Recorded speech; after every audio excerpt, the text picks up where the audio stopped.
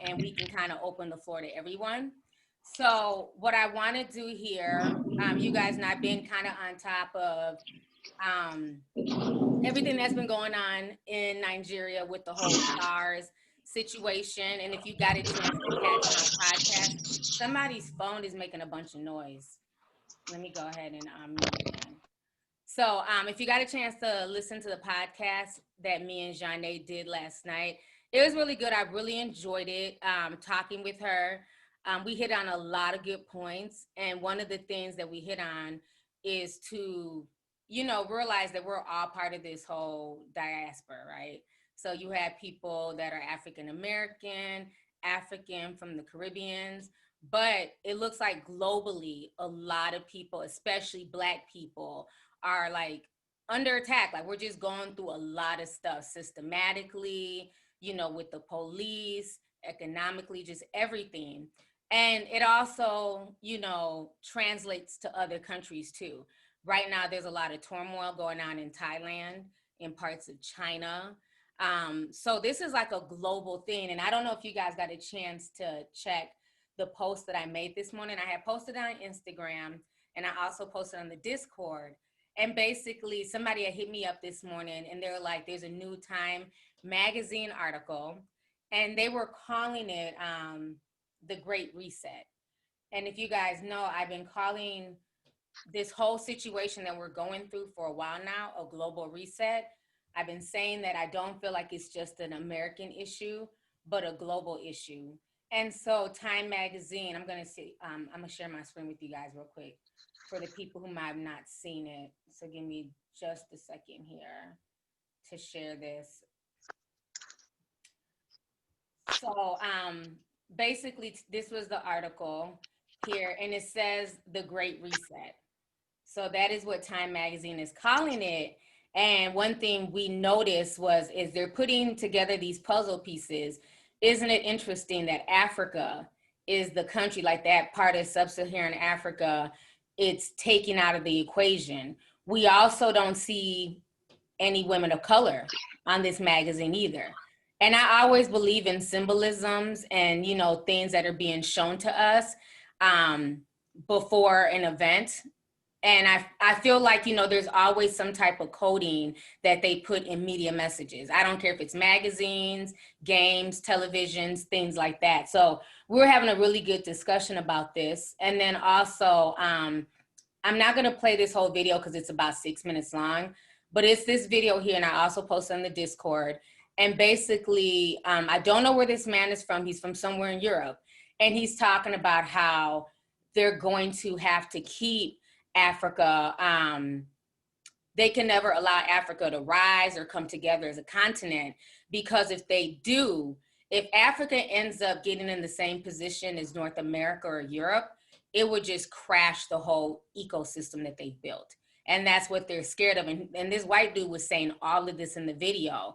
And even though I've heard that before, and a lot of times we chop it up to, conspiracies and, oh, y'all are being paranoid. But to hear him saying this plan and to just talk about it so matter-of-factly is insane. Like I couldn't see somebody having that conversation about keeping, their foot on America so that way America can never grow and prosper and people just being comfortable with that dialogue. So if you guys haven't watched that, that's really, he was saying a lot of telling stuff. So what I want to do is just kind of open up the floor and we'll go off of people's hands who are raised first.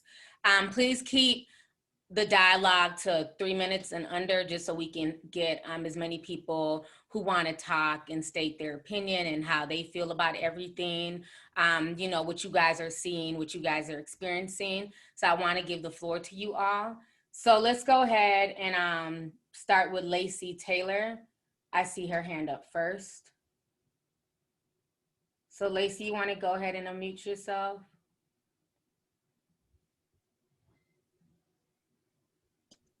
Hello, Lacey? Okay, she's not saying anything, so I'm gonna go to the next person. Breasia Moore. Hey T. Hey, how are you? I'm fine. Yourself? This is Bree from MIC. Okay, hey Bree. I'm doing good. So what's on your mind? Just thank you for letting us know about this with Africa and everything. Like, cause I haven't even seen like nightly news or any of these news stations even talk about this. And Hmm. I definitely agree that she has like there's some type of energy, a demonic energy that's like trying to take us all over. Cause everything that's going on is conflict everywhere. And like, Mm. just thank you so much for staying on top of it. And like you mentioned with the Spider-Man game, I'm a huge gamer myself. And I Okay. didn't even realize that part, like playing the game until, one of your mods mentioned it. And Hmm. like now it'll make me want to play the game again because it's just too creepy. This predictive programming. Yeah, and it's all over. There's So another. thank you again.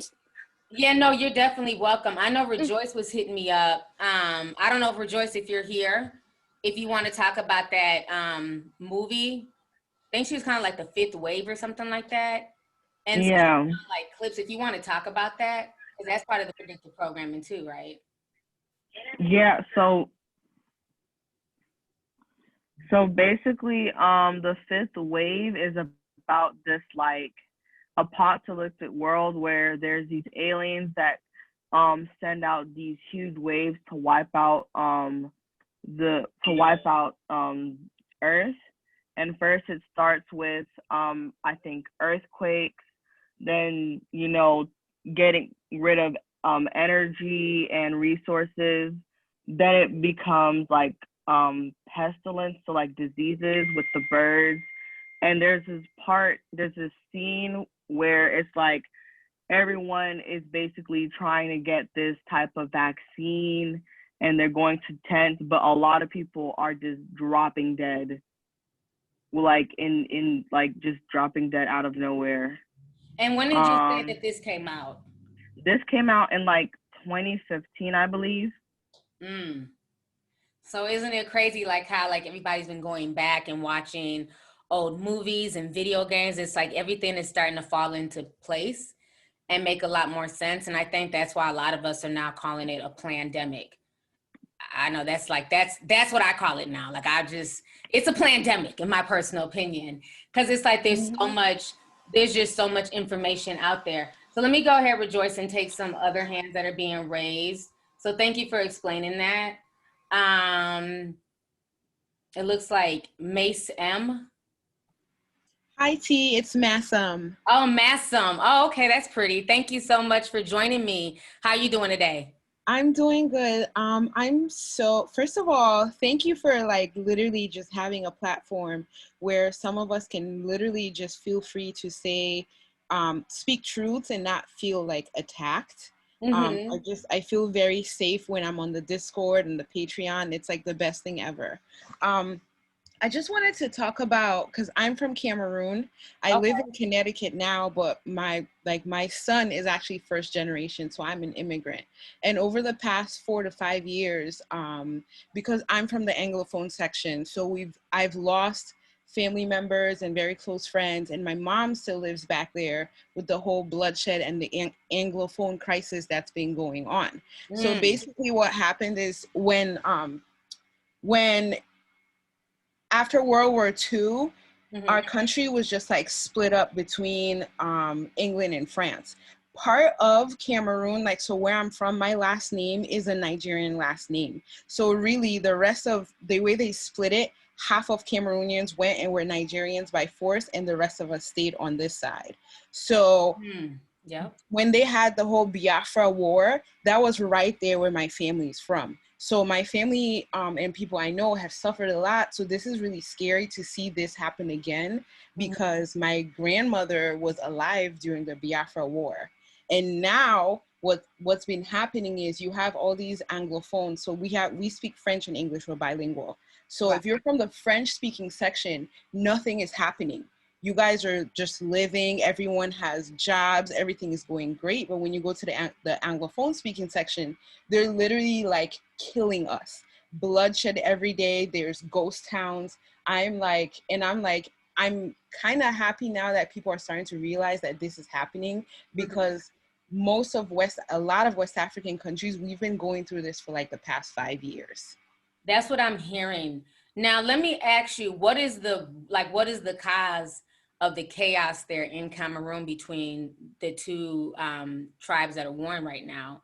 Well, it's not even, Mhm. it's not really between the tribes. It's really the Anglophone and the English speaking section, like the people have been marginalized for years. So our president, Paul Biya, he is literally a dictator. He has been the president since 2 years before I was born. I'm 35. Yep. So now everyone's just kind of like tired of it because the government doesn't work. Like they say there's elections, but really what happens is he gets elected, but he just says, well, I'm the president now, throw all the votes away, whatever.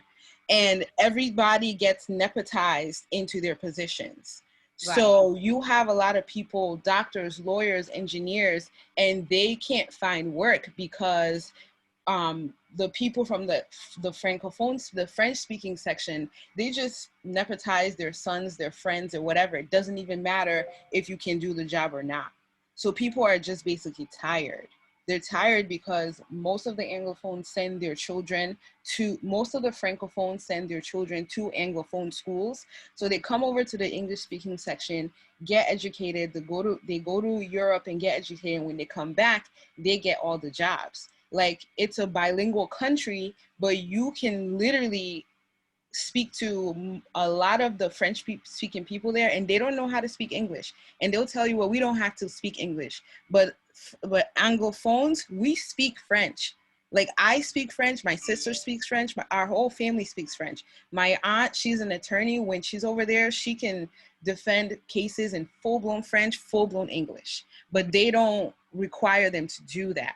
So for me to get hired, I have to speak French, but for them, they don't have to speak English. So do you understand, like everybody listening, do you guys understand like how deep this is rooted in colonialism? They're literally killing each other behind you speak French versus I speak English. Like the colonialism has done such a number on Africa, it is crazy. And even though we're technically free from Britain, France, Germany, you know, and all the Belgium and those countries that supposedly colonized all through Africa, we're technically not still free. Not at You know what all. I'm saying? There's literally a genocide going on for nothing more than because you speak a different language than me. Just like with the whole, like we talked about yesterday with the whole Rwanda situation with the war, that was literally from the, I believe it was the Dutch that took over their country. I might be wrong, or the, you know, one of them, honey. And basically, you can see old pictures where they would literally have nose measurements, and if your nose was a certain length, a certain width, that made you a Tutsi. If you looked more almost kind of like East African-ish, Somali, Kenyan, you know how they kind of have that look? If you looked more like that, they looked at that as being closer to white. So those are the people that they left in power. They're the ones that they favored the whole time. So then when they finally left that country, you know, the people who didn't have those features, the Hutus, it was almost like it's time for our revenge against these people that were propped up by, I believe it might have been Belgium, you know, I might be saying the wrong country, but so that's what really started the war, was based on all this stuff from colonialism back in the 20s. And so it, like the situation goes so deep in Africa, with the way people are just harming each other and killing each other over just nonsense. And all these countries, a lot of these European countries and America, they're watching all this and they don't care, because they're just there to mine the minerals and to get the resources, you know, and they're saying, well, that's on you guys, even though they're the ones who literally caused this chaos that's still going on generation after generation. So thank you so much for that. I really appreciate your comments and what you have to say about Cameroon. And thank you for shedding light on that. You're welcome. Yeah, thank you. Let me go ahead and bring on, looks like, Whitney Miranda. Is Whitney here? Hi, T. Hey, Whitney, how are you? I'm good. I just want to say how big of a fan I am of you, and I just was really surprised and about everything that's going on in Africa, Hmm. and I just really just feel like it just ties into like how you were saying with the weather and just everything in 2020, how it's connected, and no coincidences, and a lot of what you were saying too about the movie that you watched on Zoom. I wasn't able to connect because I don't have like a laptop for me. So I watched it separately, but I kind of it made me want to just disconnect from my Facebook a lot. So I deleted the whole app, and I just wanted to say how crazy it is when you go to delete these apps, how they try to um, kind Yeah, of I'm gonna try and shame you. deter you from Yeah. deleting. Are you sure you want to What? leave? You won't What's see the your mom's reason? Or post, and oh, what about your friends? And it's like, I just want to go. Like, leave me alone. Yeah. It's like they yeah, shame it's not as easy as it is to install as it is to just delete it. you. Hmm. And they give you all kinds of other options while you're still keeping the app and all those permissions and everything, with your microphone and the thing that they. Okay, baby. Sorry. No, you're fine. But yes, it's just crazy how everything is really connected and just the depressing state that can put you in, Hmm. and how it numbs you. You see so much violence and abuse, and how you were saying that really affects empath- empathetic people, and it's just really crazy how it can really make you think of your life as not good enough as the next person's, and you're really like looking at everybody's past moments on your feed, and you're not enjoying your own moments that you have right then and there to make memories or just to disconnect. So I just wanted to say how important that is, um, and how that ties into how they're just doing all of this massacres and just violence and stuff like that. And you can't really feel because you've seen so many images like that. And it's just kind of like a normal thing where people are really not as uh, outraged anymore. It kind of people can see that and move on. And that's not normal for us humans to be like that. We're supposed to feel, we're supposed to uh, be really affected by things that are going on. But Hmm. I also wanted to say that, like, you really kind of saved my life with this whole COVID thing. Um, Wow. at the time that the news was breaking, or when you were reporting on this, like back in December, I was driving city bus, Hmm. and I was trying to warn my coworkers, like, something is in China and it's coming here. And I live in Wisconsin, in a really big college town. Okay. So I had kind of like a nervous feeling of the people from, like, foreign people coming in from the new year and that celebration. And they had their mask on at that time, way back then. And they were telling us, it was nothing to worry about. And I was really big germaphobe. So even before this, I would wipe down my bus. But after you reported, I was like, oh, wow, like, there's no way we can get a hold of this, like, or control any of it. And then the daycare started closing. And I told them it was around the same time all the CEOs were stepping down. And our owner, our CEO for the buses, was stepping down at the same time that I was like getting wrote up for being late because the daycares were closed. And it was just so sad because a lot of minority women, single mothers lost their job around that time. I'm sorry.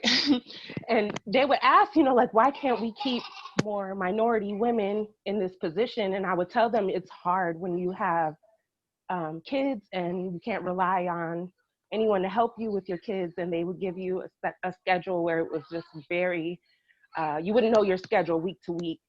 So it was very difficult. And I said, if I didn't have like my support system, I wouldn't have been able to make it. But just knowing and being prepared for things and just living it as you were telling it, it was just crazy. So I just want to thank you for, warning us and spreading the word at the time that you did. No, you're very welcome. And thank you so much for what you had to say. I really appreciate it. So much has even changed since then. It's crazy, like how it just started as, okay, there's a virus coming, to now like it's mandatory. You can't even go into a store without a mask on. It's like so much has changed in just less than 6 months. So thank you for that. I'm gonna go ahead and bring on Toyo Toyo, if you want to go ahead and say something. Hi, Hello, how are you? good. I just wanted to say thank you so much for talking about everything that's going on in Nigeria because I consider myself, well, I am Nigerian and I grew up there for Mhm. 4 years before I came here. And it's just so nice to see people talk about it because obviously, like right now, the Nigerian government, they're trying to hide everything. They're denying that there were fatalities and they're just abusing the people. And it's just so sad to see. And I don't know, I feel like there's just so much that I want to do personally. Mm-hmm. That's it. I think I'm gonna probably move back there. So you said you're gonna move back to Nigeria? Yeah, like this, I always wanted to move back to Nigeria, but I don't know, seeing this really made me feel like I could use my like the being American is a privilege, and I felt like I could use my American privilege to kind of help in some way. I would really have to do research on that, but yeah. Okay, well, that's good to know. I know one of my other subscribers, she did move back to Nigeria. I believe she lived in New Jersey. And so she just was tired of everything going on in America and COVID. So she ended up moving back to Nigeria. So she's there right now. I've been in contact Wow. with her like every other day since this has all gone on. So yeah, you do have some people moving back, you know, to go, you know, help out and just to get away from what's going on in America. So yeah, good luck on that. I mean, just definitely do your research and definitely find Definitely. out more options on if you get there, you know, what your next moves will be. So, thank you. You're welcome. Thank you so much. Let's see here. We have Quinn Johnson next. Quinn Johnson. Hey T, Hi, how are you? There you I'm are. good. You probably was eating. But I don't really have much to say except for like last year, I started investing and I was watching the news a lot and I started doing a lot of research on that. And they were saying that how we're bound for another recession. They kept saying that we're bound for another recession. And Mhm. even then that didn't feel right to me. I'm like, how would they know that another recession is coming next year? You know what I'm saying? Right. But I was investing in gold. So I made a really good return on gold because I read how when money is scarce, resources like gold and silver shoot up, like they surge. Mm-hmm. But other than that, there's a game that I found like so funny. I used to play it years ago with my boyfriend, like in 2012. It's called Plague Inc. Hold on. I re-downloaded it on my phone. I'm like, I don't want them to try to snatch it off the Play Store. Uh-huh. Like I really, if you could check it out, please do, because you can make your own virus or bacteria. You choose where to drop it in the world, Wait, what? and they tell you how it passed. T, this is crazy. This is a game on the You can app start store? your own virus. And on the you and App your Store boyfriend were playing called this back. Plague. Wait, you and your boyfriend were playing this back in 2012? Yes, Wow. back in 2012. Wow. I'm not even joking with you. So you You said, can okay, name it you can create your virus and then you can drop it off anywhere in the Mhm. world? anywhere. So it shows you a map of like the whole world. Let's see Hmm. what I can do. All right. I wish I could share the screen with y'all, whatever. You can pick a new game, and then it asks you, what do you want to create? A bacteria, a virus, all this other stuff. What kind of demonic So stuff is you have to pay for the more expensive stuff.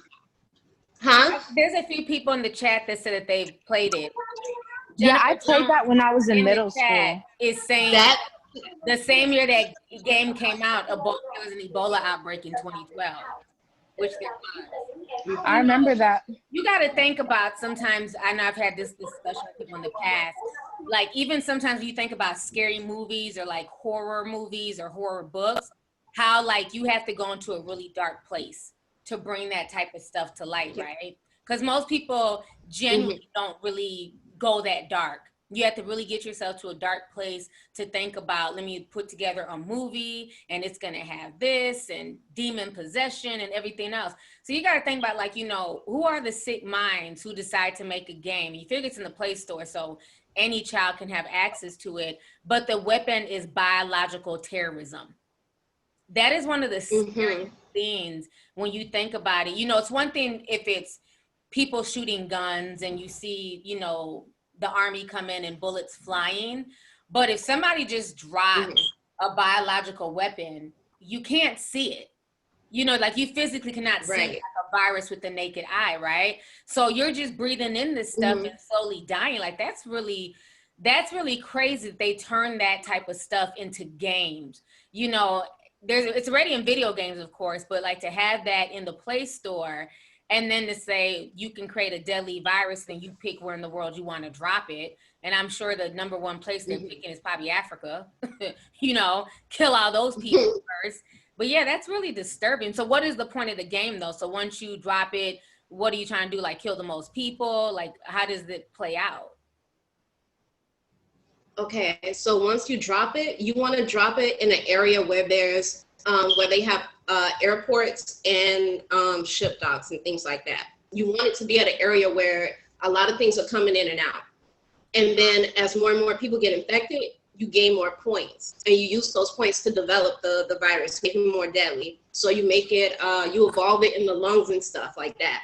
You get pneumonia and things like that. You can make it more deadly, spread to the brain. But you can't evolve your disease too fast, because if you kill everyone, now you don't infect the whole world and kill everybody. The whole point of the game is to infect the whole world and kill everyone.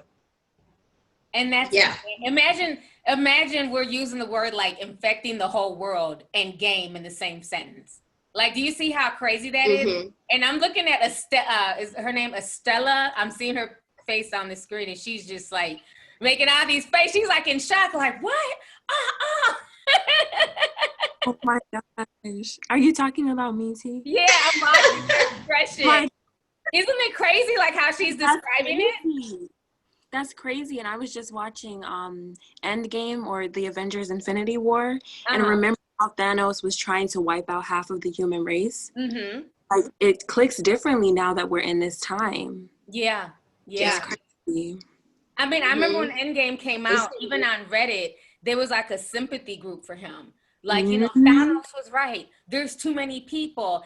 And, you know, I've always heard that from like, you know, people who are like, they feel like the world is overcrowded and needs to be depopulated, you know, get rid of the useless eaters. But who is to dictate? Like, you know what I'm saying? Like, even in the Bible, it says, be fruitful and multiply. So is the world really overpopulated, or is it that the resources are running out?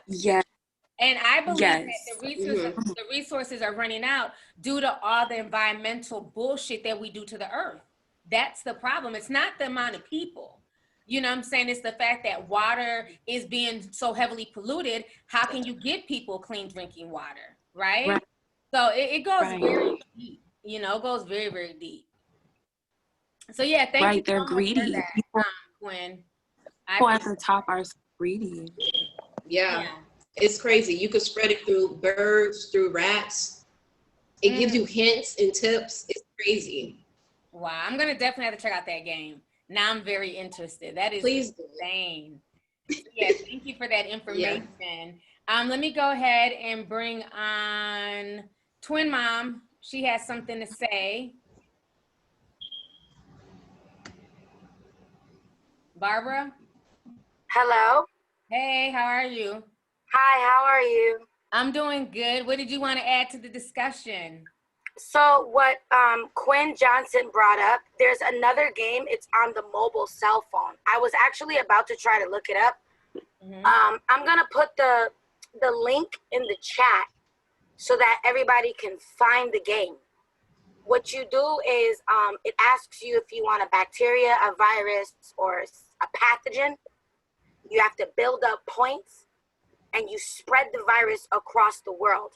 Then what ends up happening is you see planes flying around. They ask you, do you want to make this an airborne virus? Do you want to make this virus contact only? I think what ended up happening when that game came out, Mhm. they took advantage. I played the game, so I'm a part of the problem. Let me admit that. So I think that anybody that played that game, they were taking notes and documenting how we would kill off the entire United States and the globe.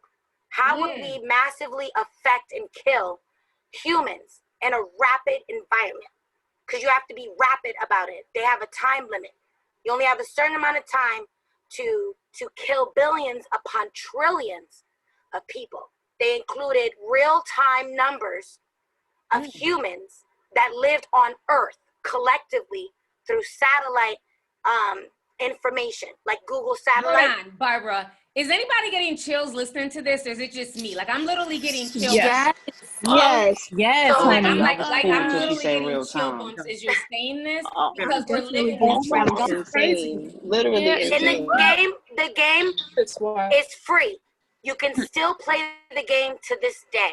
It is free. I'm going to include the link in here, and after I find it again, you can play this game on your cell phone. I advise that you do not, because like I said, when it came out, I didn't know what I was being a part of. Now, as time goes on, I'm watching and I'm seeing that a lot of the ideas and stuff that mad people had, because it wasn't just me playing. You could call your friend and be like, yo, I killed like 5 trillion people in like a matter of 6 months. 6 months, okay? With this disease, using this bird, using airways of the pollution spreading, the infection spreading. I went to a virus. Everybody knows not to use the bacteria playing that game. It takes too long. So we all went straight to a virus, okay? So Quinn Johnson, you're on point with that. But the other thing, to bring it back with the Nigerian situation, the people in the streets scurrying around, that same thing can happen in the United States, especially dealing with our debate, whoever it is we choose to be president. If they start taking away welfare, you can forget it. The American population is not going to deal with that. Off rip. You can just go with that right there. And then the DNA genocide that started from Africa, when you had the colonialisms that would rape and pillage children and women, and if you were brown skinned, they threw you off a cliff. They kept raping and pillaging until they got the skin color that they needed so that they could quote unquote become the majority and we could quote unquote become the minority. Okay, this goes back to the situation that the Nigerians are fighting up against in regards to the colonialism, slavery. We're not free, we're modernized slaves. And if you haven't realized that yet, now is the time to wake up and realize you are a modernized slave, still to this day. And I do remember from the podcast, he mentioned religion and how there was a religious section that they put into power. I don't know if anybody watched this movie, The Book of Eli. But if you watch The Book of Eli, that symbolism is in there, where you have the Caucasian man using the Bible, chasing after Eli and others, killing others to get this Bible. But why? Because he knew that the Bible was the way to control and puppeteer the low-end scale, ignorant people. You guys need to watch The Book of Eli. If you have not done that yet, watch that book, because it is happening now. It's showing that it's been happening in Nigeria for the past 50 years. That same symbolic way of controlling the population through religion is in the movie, The Book of Eli. You hit on some really good points, Twin Mom, and I really appreciate it. Yeah, you told a lot of truth. I'm definitely gonna have to rewatch that movie. I haven't seen it in a long time, so I'm definitely gonna have to rewatch it. But yeah, that's why, like I said, at this point, that is why I call it a pandemic.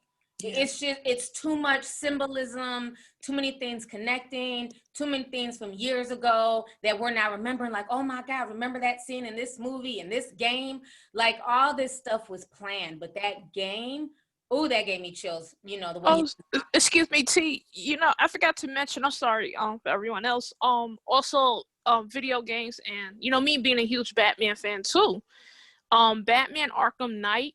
That game also kind of symbolized what's going on because it's like you shut off half of Gotham, right? Because the villain of the game, the Scarecrow, he unleashed this toxin that only affect the poor. So the rich people of Gotham, they're protected, but the poor people in Gotham, they're left off. And even the Batman movies, the Nolan films, like, look how dark the Joker villain is, you know what I mean? And look what he wanted to do, kill off the rich and all of that, and unleashing toxins. Like, I love those films, but now when you think about it, it's kind of dark when you think about it. Yeah. I put it in the chat. It's called Plague Inc. It's a real-time strategy simulation video game developed and published by UK-based independent games, Endemic Creations. The player creates and evolves a pathogen in an effort to annihilate the human population with a deadly plague. You can still play this game to this day.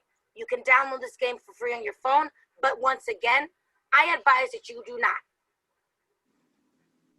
What's funny is that the studio's name is Endemic, like pandemic. Yup. Okay, let me go ahead and bring on, thank you, Twin Mom. Let me go ahead and bring on a guy, Kyle Tryon, sorry, Kyle. Kyle, are you here? Hi, it's Kyle Tyrion, by the way. I like that. Yeah, I'm from the Netherlands, that's why. Oh, okay, welcome, welcome. What time is it in the Netherlands right now?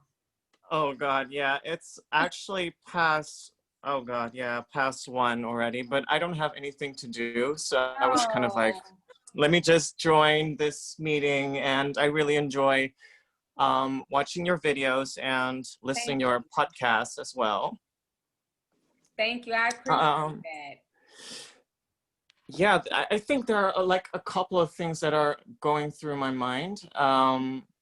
First, I actually want to talk about, because that kind of triggered me, about the colonialism part. Because I did a couple of years ago a minor in international development, and colonialism was like a big topic within that minor. And we kind of also saw that celebrities, and you talked about that in your podcast as well, you know, that the celebrities are kind of like, oh, we need to save like the poor people and stuff like that. But little that they know is that they're actually being used as pawns to, you know, make people believe that, you know, Africa's poor and stuff like that, you know, trying to suppress like those people and stuff like that. So it's also like creating like a false narrative as well, and a bigger division. So that kind of brought something up through my mind. And yeah, I mean, it's also kind of like with this pandemic, things are just getting way worse and stuff like that. It's just insane. So are you guys locked down as well in the Netherlands and have to wear masks all the time? Yes, partly. They call it like a partly lockdown, but that's more so because of the fact that our government kind of failed us in some sort of way. So they kind of put us on partly lockdown. They're going to make masks mandatory in November, but in the beginning they weren't convinced of that masks weren't doing anything, and I'm actually still convinced, but that's my personal view, that masks aren't necessarily doing anything. It's just planned, basically. But because there was so much people who are pressuring the government that they were kind of like, okay, we are going to make it mandatory in November. So that's one thing. And another thing is that they kind of closed like nightclubs, festivals and stuff like that. It's all forbidden. And yeah, at this point, they're also kind of like pushing like an agenda that we should be in complete lockdown, but that's just going to be like a complete and utter disaster, because there are like a lot of people that are suffering from this pandemic. And even the mainstream media is kind of like saying stuff like, yeah, it's not that bad, and it's pretty common if we compare this with last year and stuff like that. It's not that bad, you know, but I just don't believe that. I mean, I'm hearing every time I'm scrolling like through my own timeline and Instagram, like someone dies, you know, that, or someone just commits suicide and stuff like that, or there's just like all these terrible things going on. So those numbers are just not accurate in my opinion. So yeah, it's just crazy. Yeah, it's a lot going on. And I even see people in the chat talking about, like, even the Dominican Republic, they're saying that there's a curfew in other countries as well. And again, isn't it funny that no matter where you're at on in this planet, be it the Netherlands, America, Africa, the Caribbeans, we're all going through the same thing.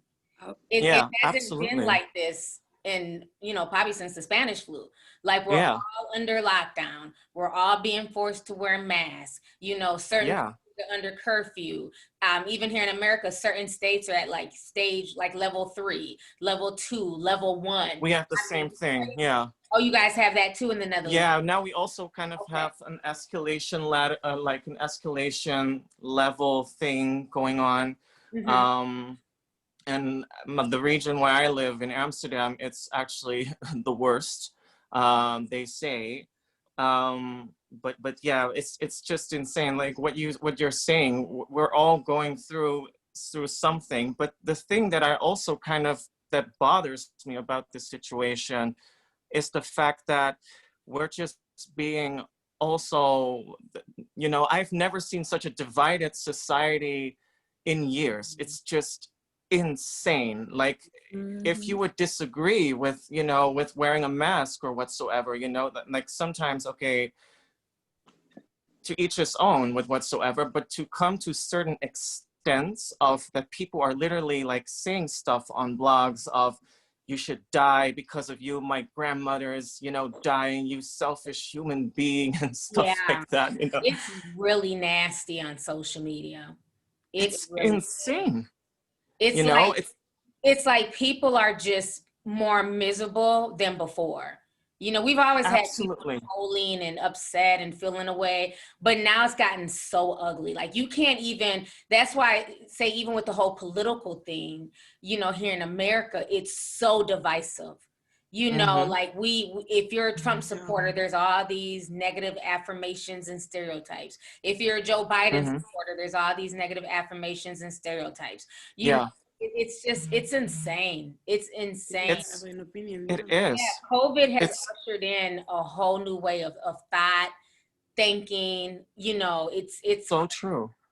It really is, you know, but I cannot even have like, sorry that I'm talking so much, by the way, but I remember, I mean, he's just not a friend of our group anymore, but that just is like a proof. We kind of talked about the Black Lives Matter movement, and you know, my personal opinion is that a lot of people, especially in Holland, they didn't care about it up until that George Floyd situation actually happened.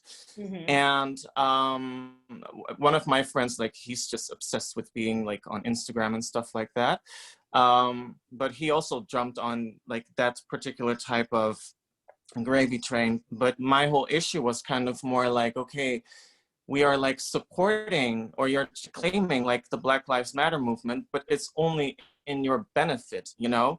So we were kind of having a discussion and stuff like that, but he got so aggravated and stuff like that. And he was actually a really nice guy, you know, but it just shows more so that how divided it is, and that friendships, that people who are like super close with each other could like break up in like 5 seconds. Yeah. And it's happened everywhere, you know, even in my son's friend group, when everything was going on here with George Floyd and just all the racial tensions. Like, you know, there were certain friends who've been friends since like 3rd, 4th grade. They just fell off, you know, and they just, you know, especially they were like police officers' children's versus the kids who weren't police officers' kids. I mean, it was a mess, even for like the young people in their friend group. So yeah, it's definitely caused a really divisive, situation globally. So thank you so much, Kyle, for everything that you've Yes. brought to the table. I really appreciate it. So Well, let me thank go ahead. you. Yeah, no, thank you, and thanks for staying up. So let me go ahead and bring on, let's see here, Adelade, London. Hey, doing it the African way, Adelaide. How are you doing today? I'm cool. It's 20 past 12 in the UK right now. Okay. But yeah, so hi, thank you so much for doing this. Hi to everyone, the tea sippers. We are woke. There's sometimes your live really gets me through when sometimes I wake up, I'm up around 2 a.m., 3 a.m. and I don't sleep until I finish watch the whole live. I was like, okay. But yeah, I've been watching you from when you did your news about Wretched House, Florida and all things. So it's really great to see you grow. But I just wanted to share, I'm the one that wrote the song when I was saying about watching the TV and getting updates from Lovely Tea. I sent that to you by Instagram. Okay, I do remember that. Thank you. Yeah, because I feel all of this is like a lot of traumatized stress to the individual human and families. It's a divide to families. And Africa, we got to really look at Nigeria because Nigeria is the heartbeat of Africa.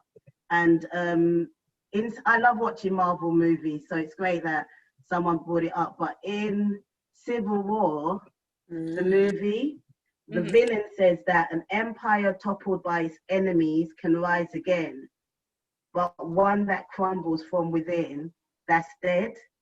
And I get so much things out of movies. Like if you look at Planets of the Apes, the remakes of it, and also you just don't overstep anything that you watch in the movies, because sometimes, and the games, those games, they sound like they're collecting data and research, like the social media of how we work, how we think. I hope many people won't get the vaccine. When you first started to talk about the Chinese people, them, I dropped down dead, boy. I was thinking, what's going on here? When I see you talking about the bat stem and all them things, I was like, what's going on? I was getting concerned because you did that at about February. And if you notice, the Grammys still went. I think globally they knew, because the Grammys still went on, and we still had a big thing called the Brits Awards. And I was meant to have a show at like the 21st of March, and everything's just started to get locked down in London. And I'm just like,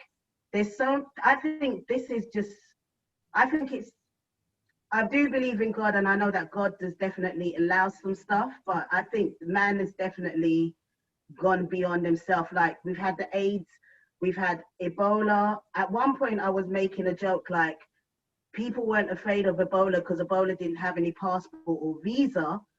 But hey, Corona definitely got a visa and a passport because it just went through whole heap of borders, right? So with Africa, we have to really look after Africa because it's the heartbeat of the world. Yeah. And I think there's a conspiracy majorly for melanin. I think I've heard that melanin is worth more than gold. And I've always felt that they want to kill us. So I'm praying that when I saw that COVID was on the rise in March, I was like more concerned about the vaccine. I wasn't too concerned about COVID. And it's a big thing here in London where they want us to put this device app in our phone called Track and Trace. So whenever you go to any venue, well, at least it's not in shopping arenas yet, but it's if you want to go to any events. But they've also been an agenda where they've always wanted to know who's at an event. If you're a promoter, there was always an agenda anyway for years where they wanted to get a list of all the people who were coming in to particular venues anyway. So for me, I can see that they're just trying to work it for their own objectives, and we just really gotta look after Africa, look after each other, look after ourselves. This is a time now where the sheep are getting really separated for the goats. Like if you believe in love, your love's gonna show, and if you believe in yourself, like selfishly, that's gonna show. Because even when the COVID first came out, when it was first getting known, and all these jokes were coming out, and all these memes were coming out. At one point, then all these conspiracy theories were coming out. For a while, I had to just shut off my phone for like 3 days, because I was just like, I just felt like a influx of trauma. I had to just switch off. I couldn't even write no music. I didn't even want to sing. I just had to lock myself away. And I'm quite a sociable person, but I just feel that this is a time where you just have to really look after yourself and look after one another if you really believe that you want to love your brother and love your sister, because they're trying to kill us. That's deep down in my heart. That's what I feel is their agenda, that they want to kill us off. Well, thank you so much for everything that you added to the conversation. And I definitely agree with the whole contact tracing thing. Like, it was surprising when I went out a few weeks ago with my friends. And, you know, usually how you go to when you go into like a bar or club, you give them your ID so that way they can look at your age and your face, and that's it. Oh no, he's like taking the ID, he's scanning it. Plus he's like, what's your phone number? What's your email? I'm like, what the hell? He's like, we got to do it. That's the new rules and regulations now. I have to give them my email, my phone number. So yeah, I mean, this virus has ushered in so much stuff. You know, it's one thing to have to wear a mask, but you know, sometimes we forget about that privacy, that data. Like, they're using this to follow people, to find out who they're with and who they're talking to and what they're doing, and to keep tabs, because the contact tracing app was also put on all our phones and they didn't need our permission. You literally just woke up here in America and it's like, oh, Google and Apple gave you guys a contact tracing app, and that's it. So it's really crazy. So I'm going to go ahead and bring on, looks like somebody named Zoom user. They didn't change their name. So it says Zoom user. That's me. Hey, guys. Hello. What's your Hi. name? My name is Danielle. I don't really use Zoom. I just use it for business, so I never set it up. Oh, okay. No worries. Yeah. How you doing today? I'm good, and you? I'm doing good. That's good. But I wanted to touch on what's going on in Nigeria and a lot of the things you were saying, how it sounds real cliche how we're all one, but it really is, because if you notice, before this was going on in Nigeria, a lot of this was happening in Haiti. And they start with us first. And like, are you Haitian? Yeah, I'm Haitian. Okay. So a lot of the stuff that I see going on in Nigeria, it's like, wow, we were just going through the same thing. People burning stuff. You're finding out that the government is holding stuff that the people don't know. The children couldn't go to school. They had to stay away from school. They went back. They finished the 2020 semester 2 months later. So now they're going to start again in October? Well, no, November. So it's a lot of stuff. If you pay attention to what's going on, it starts with us, and then they're trying to divide us. And with Haiti, the same way that is going on in Nigeria, it's, you know, they're separating people. In Haiti, they do it by color. Like the mulattoes, they're the ones with the businesses. They don't have nothing that they're losing, because their kids, just like Nigeria, the rich people, their kids are in the Americas. They don't have nothing to worry about. It's the little people, us. And so, but I'm confused. So, I mean, I don't know a whole lot about Haiti, but I know you guys are on the island of Hispaniola with the Dominican Republic, right? So where are these mulattoes coming from? Are they like people who are Dominican and Haitian, or where are they getting? Because usually what we see is usually darker skinned Haitian. So to find out that there's like a whole mulatto group running in that privilege, please explain that. Yeah, on the businesses, like in Haiti, you have the villages, not the you know, the markets, the street markets. Okay. Those are the people who run them. Those are the dark skinned people. But like the gas stations, the Burger Kings, the restaurants, that's the mulattoes. And when they burn stuff, so what are they mixed with? The mulatto businesses. French or like? What's that? I said, what are they mixed with, the mulattoes, like the ones that you're calling mulattoes? Are they just light skin, or are they like of a biracial? French, white French. So they're white French people who have kind of basically procreated within themselves, is what I'm assuming. Exactly. Okay. Okay. And also now you have the Chinese coming over, you have the Arabs coming over, but when you see the face of Haiti, like you said, you see the dark skins. But the people really running Haiti is the mulattoes. So when all the things are being burned, you see people dying, none of that stuff, none of the mulattoes are being affected. If anything, they're paying the dark-skinned Haitians to go burn down the villages, the markets. So it makes us seem like the savages, but really, and that's why I say, you always say that we are one, and whatever you see is going down in one country, be patient. It's going to come down to the next one, to the next one. And as you can see, even in the US, who's really being targeted? The Blacks. Right. So like you said, and I just wanted to touch on that, because a lot of times they try to make us seem like we're so separated. I'm here in the US, I'm Haitian, but if something happens to me, I'm seen as Black. And we have to stop thinking that we're so different, we're so separated. We're not.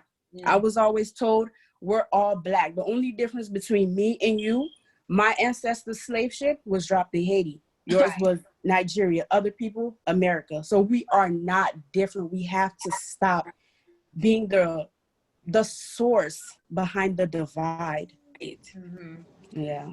That's all I had to say. You touched on a lot of good points. We are clapping for you, girl. No, you touched on a lot of good stuff. And I was seeing a lot of people from Haiti in the video that I posted about the most recent podcast. There's a lot of people there talking too about there's a lot of turmoil going on right now in Haiti and killings, and so I'm really glad you were able to explain that, because that's what I was trying to reiterate to people. Like, you know, granted, Nigeria is on the map right now globally. Everybody's talking about this, and while we have the global community's, you know, attention, let's also not forget about other people in the diaspora. That's exactly the same thing, like people in Haiti, people in Cameroon, people in, you know, the Congo, because right now there's just been a lot of tumultuous times that's been going on for a lot of countries. Like somebody said earlier, almost 5+ years. You know, a lot of things going on, and people and the people in the higher ups, they know. They know. Maybe we don't know, because again, they rather dumb us down with goofy stuff like who's messing with who and who's pregnant now and who just got a Birkin bag. You know, exactly. It's like that's what they feed us. But trust me, the people who are in the very, very higher up, you know, the higher ups of everything, they know what's going on in these countries. It's just that now we're finding out more through social media, you know, so we gotta keep the information flowing and keep this energy so it doesn't just die down and then a week later everybody's forgotten about it, you know. Yeah, and they'll try to do that, because in every time something like that happens, a celebrity news goes out, and that's with every nation, because when stuff like that is going on in Haiti, you'll hear a Haitian rumor, this Haitian celebrity is smashing this one. And you don't be surprised, like you said, you're gonna hear some Nigerian rumor, this, that, and that's how they distract you. And before you know it, we're on to the Kardashians next week. So stay focused, No, thank you so much for that. Thank you. Yeah, you're very welcome. Let me go ahead and bring on, let me see here. Let me grab a guy. Deshaun Howard. Did I say it right? Deshaun? You hear me? Yeah, we can hear you. Hi, my name's Dacian. It's Dacian. Yeah. Oh, you have a lot of eyes in there. I like it though. Dacian. Okay, thank you. Yeah. How are you doing? I'm fine. Okay, I've been watching you since 2014. I was 16 then. I watched the Nicki video, Anaconda, because I'm a big fan of hers. Okay. And I kind of didn't like what she had to say, but it's okay. I was kind of mad at the time. Welcome, Barb. Yes, Barb. But I just wanted to add to the plague thing. Like it also has the world news, and like if the virus gets bad, it's like this country has gone into anarchy, or like this country's government has fallen due to said virus that you made up. So Oh, that's a it's part of the kind of game as well. Oh, wow. and like the DNA points, you can evolve it to how you transmit it. You transmit it by air, by animal, by rodent, by bird, like Wow. how the symptoms, how lethal it is. So it's kind of a lot. And I used to play it a lot too. I used to low key like it. So And when you played it though, right? Because I'm assuming you were a lot younger back then. So when you played yeah, it, you just looked at it as a game. So how do you feel now yeah. that you're older and you're a little bit more, woke? Like, do you feel like, oh my God, like, like, does it feel different now when you think back to it? Yeah, like when that, like it's so funny when everything was coming out. Like at first, like in January, like some of the headlines in the shade room, I would repost it to my story, and I'd be like, "This looks awfully familiar to Plague Inc." And some people would come and be like, "Yeah, you're right." So yeah, yeah, because it'd be like, I don't know, China is starting something. It would be like subtle things back then, like in January, February. Okay. So And it really mirrored yeah, that game. I'm definitely gonna have to check that out. yeah. So yeah. And also another game is called Web of Shadows, Spider-Man Web of Shadows. That was like 2008. I played on the Wii. It's not necessarily a virus, but it was like the symbiote had infected like New York or whatever. So, and like if you got infected, you became like one of the mini Venoms. And as Spider-Man, you have to like fight them off and beat the Venom and all that. And it's like you have to fight off symbiote Wolverine, you have to fight symbiote Electro, you have to fight like just symbiote versions of different villains from the Spider-Man franchise. So And isn't it funny that when the virus got really bad here, what was the main city that got affected was New York. So yeah, that's very interesting. So thank you so much, and thank you for adding to the commentary about the game. I appreciate you. So let's no go ahead problem. and bring in Lexi Lately ATL. Hey. Everybody in the chat saying Deshaun cute. Oh, they trying to holler at you, Deshaun. We got some thirsty girls. Goddamn. Calm down, calm down. Everybody Heart eyes and everything else. calm down, You guys trip me out. But I just want to start by saying, I don't know, I just feel like everyone, this is really a spiritual warfare. So, taking all of this stuff in, it's a lot and it can weigh on your mental health. So I advise everyone, if you tap in, like whatever it is, if it's Allah, if it's Muslim, if you need to meditate, yoga, just take care of your mental health, because this is a lot to take in. Like today, like I read an article that I think it was Apple Juice 87. She had posted it in the All Politicals and blew my mind. It basically said that the United States goes through a cycle of violence. So it's just that the people who are born now, they don't really remember how bad it was. And so they just have a feeling that they want to like go into violence. And the article basically said that this period is starting now and it'll be like over a span of maybe 10 to 15 years. And that is terrifying to think about. Was that It's like, America, or is that they're talking about globally? They said in America, but if you think about it, everything that happens in America, we saw with the Twin Cities, it was like a catalyst for it to just spread all around the world. So I feel like any cycle that happens in America is a domino effect to just go globally. So I think that we were the kicking point.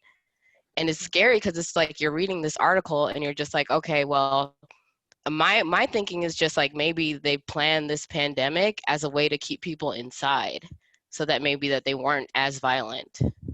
Like they've had us on lockdown, they've had us on curfew, and maybe it was just a way for them to try to curb how many people would lose their life And that's what I'm thinking it is. And they just like, they purposely spread this just so that the violence would like maybe subside a little bit. But I just don't think everything is going according to plan. But that's just like a crazy conspiracy theory that I had. Well, I think but it's I do now too with the advent of social media. We have so many more ways to communicate now. And that's kind of like Yeah. you were saying in the last Zoom meeting that, you know, as human beings, when, you know, going back to your mental health comment, we were never wired to be able to deal with this many people at one time. Yeah. You know, like, and, you know, just being a natural human being, you know, before social media and internet and all this stuff, you really dealt with the people in your community. You really dealt with people face to face. And when you're dealing with somebody face to face, you really can only talk just one-on-one, you know, unless you have like maybe a group conversation with maybe 3 or 4 people. But it was never where you would just talk to masses, or where you're being pulled 50 different ways, or you're on Twitter and every 2 seconds, it's a whole different article. It's something else trending. So that can be a lot to take in, you know, day to day. That's why I always promote and tell people, you know, take breaks, you know, especially influencers. Influencers are always so scared they're going to miss something. It's like, trust me, you can take a day or 2 off and then pick right back up where you left. Like nothing really happens that dramatically on social media, especially with celebrities, that you just have to be there day in, day out, you know. So the mental health aspect is very important. And I definitely agree with you about, you know, America being a catalyst, and what happens here definitely, you know, affects the rest of the world, because, you know, like it or not, America is seen as that like global icon that people want to emulate. And, you know, whatever happens here, you know, people look at that, good or bad. So yeah, the whole COVID-19, it's definitely shown a lot, but I think maybe that is why they kept people home. You know, stay home, you know, don't worry about work. We'll just pay you some unemployment, because they have some stuff planned. But because of social media and the way that we're able to talk and communicate, it's going to be a lot harder to control people than it was maybe 50, 60 years ago. Yeah. You know, because now we have video cameras, we can go live. And that's why even with everything that was happening in Nigeria, it was crazy to see all that stuff, because we were able to watch it in real time. You know, literally watching the guards come and just start shooting innocent people, and you're seeing the bullets fly, like all that is in real time. And I think that that's what they're trying to, this is like my little conspiracy, is that I think technology has gotten out of control for the elites. Like we've somehow now found a way to use technology to help ourselves, you know. So for them, it's like, how can we rein them in? That's why I feel like they want to go backwards, and, you know, they're trying to, you know, track your phone and, you know, do all types of stuff. And if they ever shut down the internet, if they want to see a revolution, yeah, get rid of, you know, Instagram, Twitter, and Snapchat. You know, you'll see people riding like crazy in the streets. But I really think that that's where we're going, is that they're trying to find a way to control people, because they feel like we've just gotten too much freedom. I mean, even when you think about conspiracies from, like, let's say almost 10 years ago, it was so much information on the web. I mean, like, literally you would go down rabbit holes of information. And now, even if you go Google search some of those old websites or some of those old articles and videos, they're gone. They've been wiped off the internet. So yeah, no, thank you so much, Lexi, for that. I really appreciate it. Let's go ahead and bring on, let's see who's next. Allie M. Allie. Hello. Hi, Allie, how are you? Hey T, oh my God, I'm so happy I'm on this. Like, I've been watching you since 2015. I am originally from Jamaica. Okay. But I live in Florida. Yes, I've been living here since 2017, going to college. And, you know, something that really resonated with me was hearing, I don't remember her name, but she's from Haiti, and she was talking about, you know, the situations happening in Haiti. And I always try to encourage friends to just never, you know, put aside what's happening in Africa. Because I look at Jamaica and I always say this could be the same thing in Jamaica. Like we have a corrupted government as well, plenty of corruption, crime has been, rising. We had our election recently, and they even said that the amount of people that went to vote, it just keeps going down. Like people don't care about politics anymore. People don't trust these leaders anymore. So that was one thing that just really just resonated with me. Also, so there's something that's happening on the coast of Venezuela right now. Yeah. There may be an oil spill. There's an oil tanker that's been sitting on the coast of Venezuela. I've seen that. And it's just like bobbing there. It's been there for like a week. Yes. And I think Trump, he may have something to do with that, because he sanctioned something with Venezuelan oil or something, and I don't know if that's why it's been sitting there, but it's been tilting, right? And there may be, it may spill, it may sink, and then it may spill all of that oil. It says 1.3 million barrels of oil, to be exact. And Trinidad is not having it. They're like, come on, Venezuela, y'all need to come and figure this out, because you're gonna, affect the sea, the Caribbean Sea, and you guys eat a lot of seafood, and fishermen, like the fish and everything else. Yes, yeah. Right, exactly. So you're gonna be affecting the food resource, and you know what's happening. T, you were just talking about this. There's, what about the pollution of the water? I don't know what you were saying, but something about the Niger Delta. Yes. Yes. And then look at food resource. It's just not the same anymore. People can barely find food to eat. People can barely find money. And then, there may be a risk of an oil spill. Like, it really shook me up this week. I'm like, shoot. Like, I really wish this could get a lot more just attention, because it's, it's Caribbean. That's really close to home for me and to everybody else. Could affect so many people. So yeah, I just wanted to highlight that. And also my heart goes out to everyone who's being affected by COVID, and also the SARS movement that's happening in Nigeria right now. I had to recently disable my Instagram account because I have an acquaintance, I call him an acquaintance. He made a post, he's Nigerian, and he made a post basically saying that if any of his African American friends does not post about NSARS, he's gonna unfollow them. And I don't know, I understood where he was coming from, because, people were riding heavy for Black Lives Matter months ago, and they probably won't be showing the same energy towards NSARS. But I just don't like the idea that people have to be pressured to post something. And you were talking about this just on the podcast with Beyonce, and just how people keep pressuring others to post. Like, that's activism. Even on my Instagram the other morning, I was so mad I was going off because somebody was like, you need to post more. I'm like, ain't nobody posting more SARS stuff than me. Like, it's like, do you want me to just post death every hour on the hour? Like, no, I need a break from it. My audience needs a break from it. And that we're posting very heavy stuff. And the stuff that I showed y'all, that was the light stuff. Y'all can't even imagine the stuff I was sent. Just raw, people just getting blown away. Blood. Yeah, and I couldn't even watch what you sent. People dying. So it's like, this is stuff that I'm being sent and I'm opening, and I'm having to take this into my psyche. I don't want to turn around and repost that every minute of the day. And even then, there's only so much I could post. If not, they're really going to put on my page. But, I guess for me, I'm tired of the oppression Olympics. This is what it's turning into.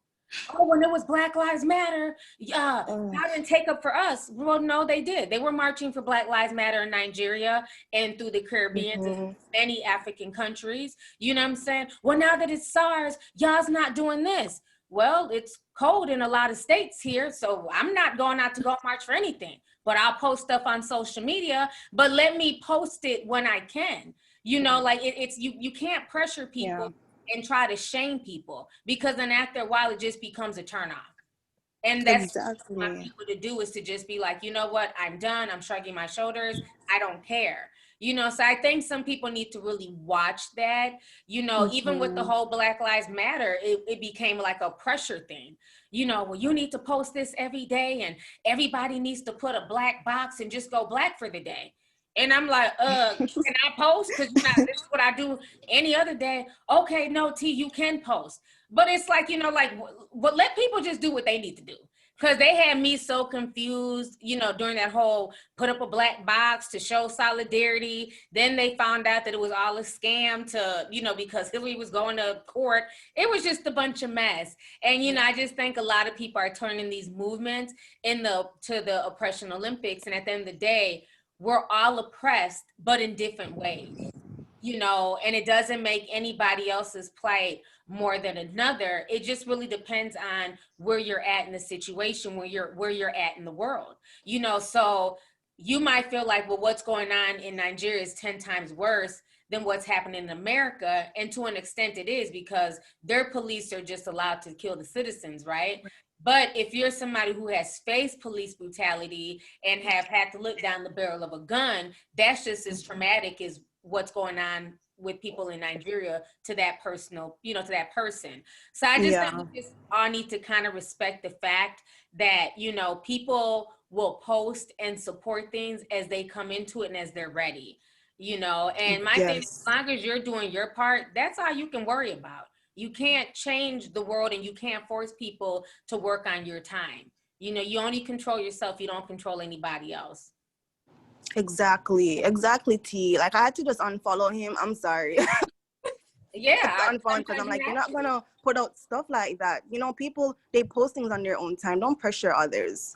And I had to disable my account yesterday. I'm like, I'm just tired of seeing this type of content. So yeah, T, thanks for doing you. Thanks for always being true and real. And I really love you. Thank you. And thank you for coming through, sis. I appreciate it. Let's see here. Let's bring on Erratic Unicorn. Come on down. Erratic, are you there? Oh, maybe he's busy. Oh, I'm here. Yeah. Oh, okay. Hey, Erratic. I just wanted to say a couple of things real quick. Yeah, is that your phone vibrating? Yeah, let me put it on silent. Hold on. Okay. There we go. So for one, like, I tried to cheer myself up last month by playing that Spider-Man game on my PlayStation, and I didn't expect it to get as dark as it did. It got really, really heavy. So be mindful of like playing certain things nowadays, because it's all kind of dark. And that brings me to my point. I studied film, right? Mm-hmm. Oh yeah, hear me? Yep. Okay. So in my film course, we studied German Expressionism, which is the early precursor to horror films, right? Mm-hmm. Basically, this film genre was popular in the early 1920s. We're in 2020 right now, right? Mm-hmm. This film genre is what basically predicted the Nazi Revolution in Germany. Wow. So basically, I feel like history is repeating itself all over again through predictive programming. We've been dealing with global resets every generation. Mm-hmm. Every 100 years, I really do believe that we've had different global resets. It's just that this one is the first one that we're actually experiencing. Mm. So if you want to do more research about that, look up Caligari. It's called Caligari to Hitler. It's a whole study about how these films basically predict the Nazi movement in the 1930s and 40s with Germany. I've never heard of that, but I'm definitely gonna have to look into that. That definitely sounds. Yeah, I'll send you a link. Predictive programming was around even back then, is what you're saying. Pretty much. Okay. And before I head out of here, how do you feel about like a lot of these films? Like we've been talking about, like the Marvel series, you know, Endgame and stuff like that. you know, do you feel like a lot of this stuff is in, you know, in the making? Like we can always find some type of film reference, even when the Golden State Bridge and everything in the Bay Area was literally red. Like what was that, like a month ago? You know, from like all those Yeah. fires, and then it ended up being the same as that movie, and I can't think of the movie right now, where the movie Blade was Runner. red. Yeah, Blade Runner. Yep. Yeah, it all goes back. I'm talking Soylent Green.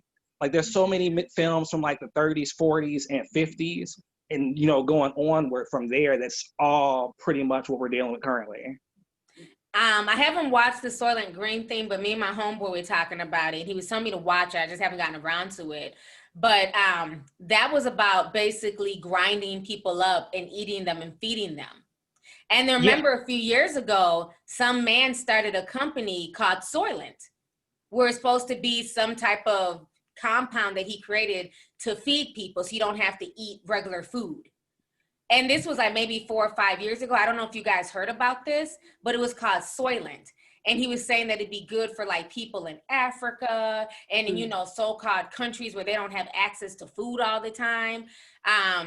But that's why I first heard the name Soylent was from that man. He was like a tech entrepreneur. And then my homeboy told me about the movie Soylent Green. And I'm like, what?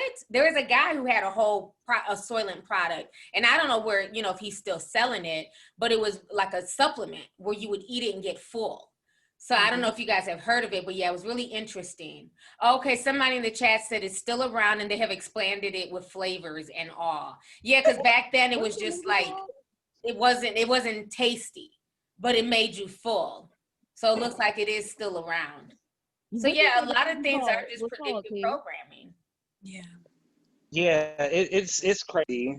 But I do want to tell people before I head out, do research on your local politicians because they're really important and they are the ones that really call the shots. The president has power here in America, but we have to look into senators, into House of Representatives, and district attorneys and that kind of thing if you really want to try to stop some of the craziness from happening.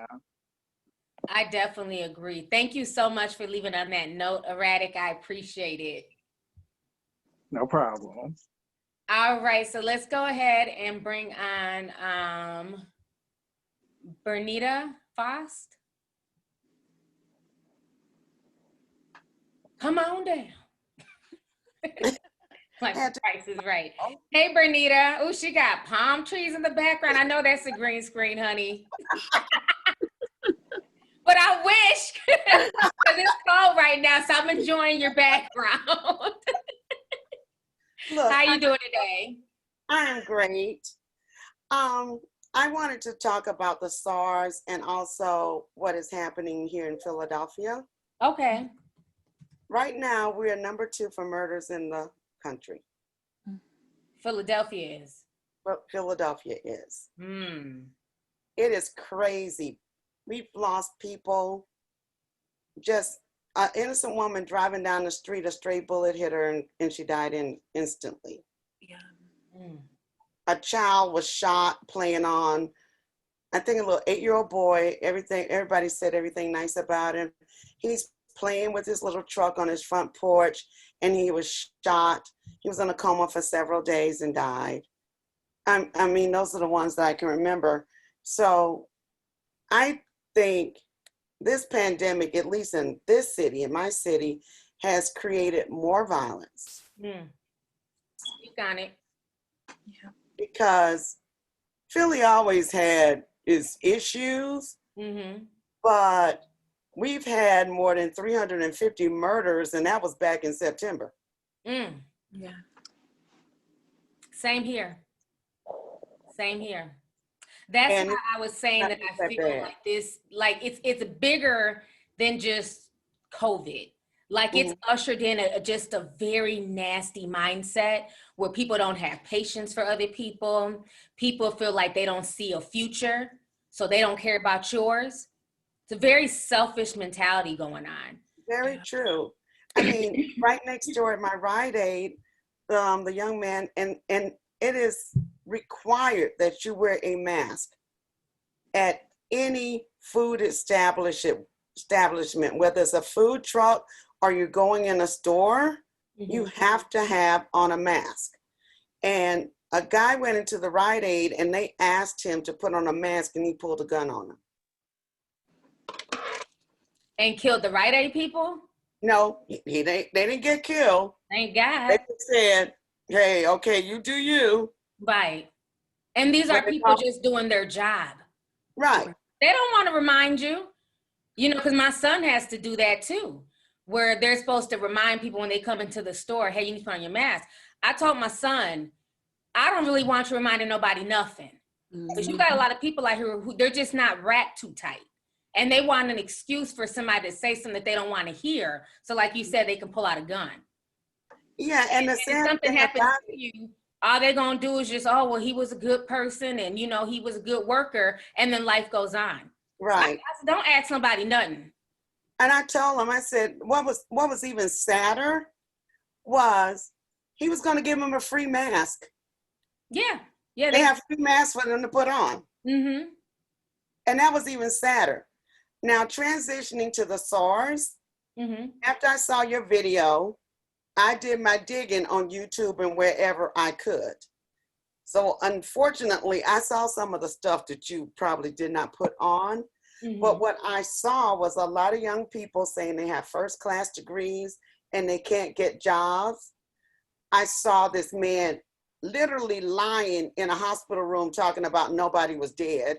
When I saw gunfire flying and random people running around burning up cars, and they're trying to get a lady from a window is trying to get people to come and put the fire out because they're afraid it's going to explode and explode all the cars.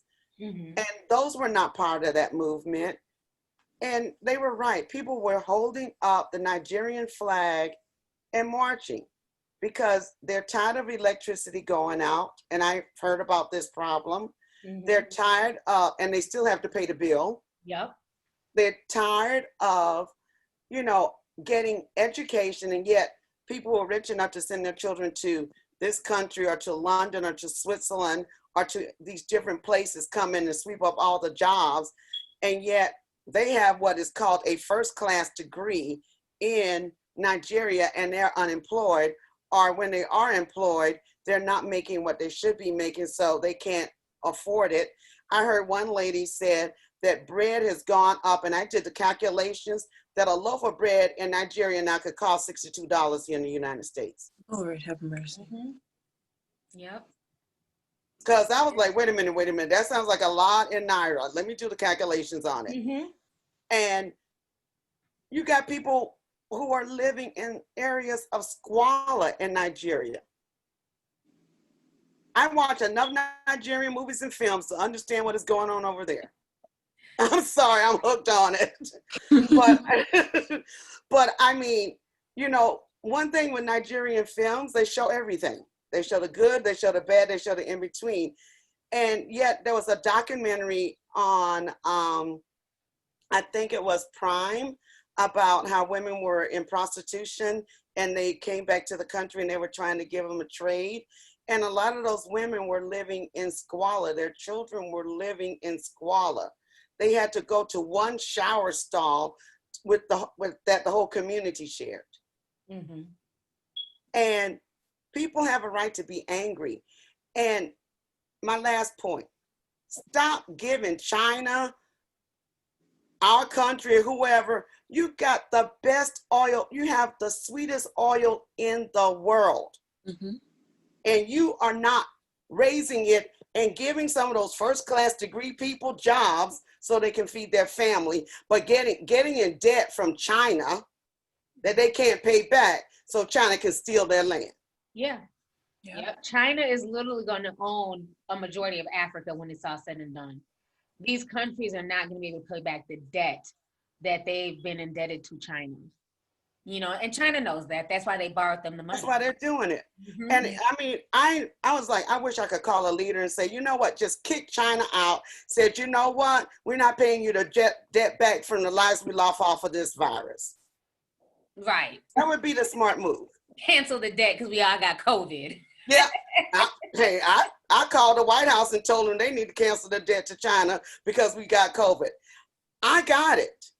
I still don't look right. I got it. It was not a severe case. Mm-hmm. I was able to stay at home. My temperature was always, you know, a low grade temperature, but after effects, I had to have a procedure yesterday. My hair is falling out because I had no appetite. I gained 30 pounds in a week. I mean, in a month. Mm-hmm. So, and I had a minor case. There's some people, my heart is fine, my lungs are fine. So I'm like, you know, I'm happy. Because there's some people who will never breathe the same again. Right, right. Well, thank you so much, there's some Bernita, people who for are hard to damage. I really appreciate it. And I see there's some people in the chat as well from Philly, and they're also co-signing that the violence and everything that's gone on there has just gotten really bad. And I think it's honestly been like that all over the nation, from Philly to Chicago, Detroit, Minneapolis, New York, you know, and with the funding in some of these cities, it hasn't helped either. So it's a big trickle-down effect. I mean, literally it's here. Very scary. It's It very is. scary. It's very and it's sad. Yeah, it's very scary. And it's like, thank you. And it's like, you know, even here, it doesn't even matter. Like, the shootings are just so rampant. You know, you're literally going out to go hang out and somebody will start shooting. So it's gotten really bad all over. So everybody definitely take care and, you know, just be really cautious and vigilant. Everyone keep safe. Bye. Thank you. Thank you, Bernita. Let me bring on Special Lundy Keaton 319. Oh, hey, T. Hi, how are you? I'm doing good. I'm on my military account, so that's why my name like say that. Because I usually don't like use Zoom. So that's why I got all that weird stuff in there. Oh no, you're fine. But thanks like for having this. I really do appreciate it. But I wanted to talk about like corruption and like just a lot of African nations and like in the Caribbeans and like Latin America and stuff. And I feel like the reason why like a lot of this stuff goes on now is because I really think like slavery like never ended. I think it just like transformed. Like we was talking about Haiti earlier, and like Haiti is very special because like they was like the only country that like revolted successfully. Now they did use a lot of voodoo and stuff like that, and that's what a lot of historians don't teach you or whatever. But like after they like revolted from France, the UN made them pay reparations to them, and they revolted in like 1811 or something like that. Right. Recently, up until like the 1970s, they just stopped paying France. Like that's like what 30, 40 years ago. Yeah. That's not that long ago, and like they're still like, yeah, their like economy is like so poor, and like also too like with Libya, you know, that was ran by what's his name? Well, he got like killed. Yeah, Gaddafi. Mm-hmm. And so like a lot like Hillary Clinton and like Obama, they had like a lot to do with that, because like after he died, like Libya, that like they got like worse over there. And you know, like Libya, they have like a lot of oil reserves and things like that. So it's like all these European nations, it's just like they just all up in these countries, you know, just like stealing stuff, because like can't nobody survive, you know, without Africa, because like Africa have like everything, you know, and it's just like so crazy, and like it's just been going on forever. Like it's just, I don't know, it's just so evil, like when you think about it, because like I study history and stuff, and like I don't like saying this, but it's kind of like the truth. Like Europeans, like they the most evilest people. They have done like the most evilest things in society. Even with Australia, look at all indigenous people there and stuff like that. It's just like so crazy. But it's like these leaders, like they allow this stuff to happen, because like even with Haiti was ran by a man called Francois Lever or something like that. Mm-hmm. This man ran for like 50 or 60 years, and he got like so corrupt. He had like people working for him, and like money and like funding he didn't like give it to like a lot of Haitian people. He was giving it to him. Now also too, he practiced voodoo, and he was like the embodiment of like Baron Samedi, and like that's like that Lord like a bad one or something like that. But like with him, he done like a lot of corrupt things, and I feel like even though like all of us as like Black people, you know, like experience like racism and oppression everywhere, but it's like these leaders, they make shit worse because it's like you're accepting this stuff. Like, why? Like, you get what I'm saying? Like, yeah, why are you doing that? It's because like it just don't make no sense. You know, it's just, you would think that they'd be worried about their people, but yeah, again, and they're not. corruption and that money makes them forget that there's their whole people, their whole community here. You know, and I Right. think that's the part that's frustrating for a lot of the people, because the people are suffering, but the leaders are the ones living good, eating well, their kids are just fine.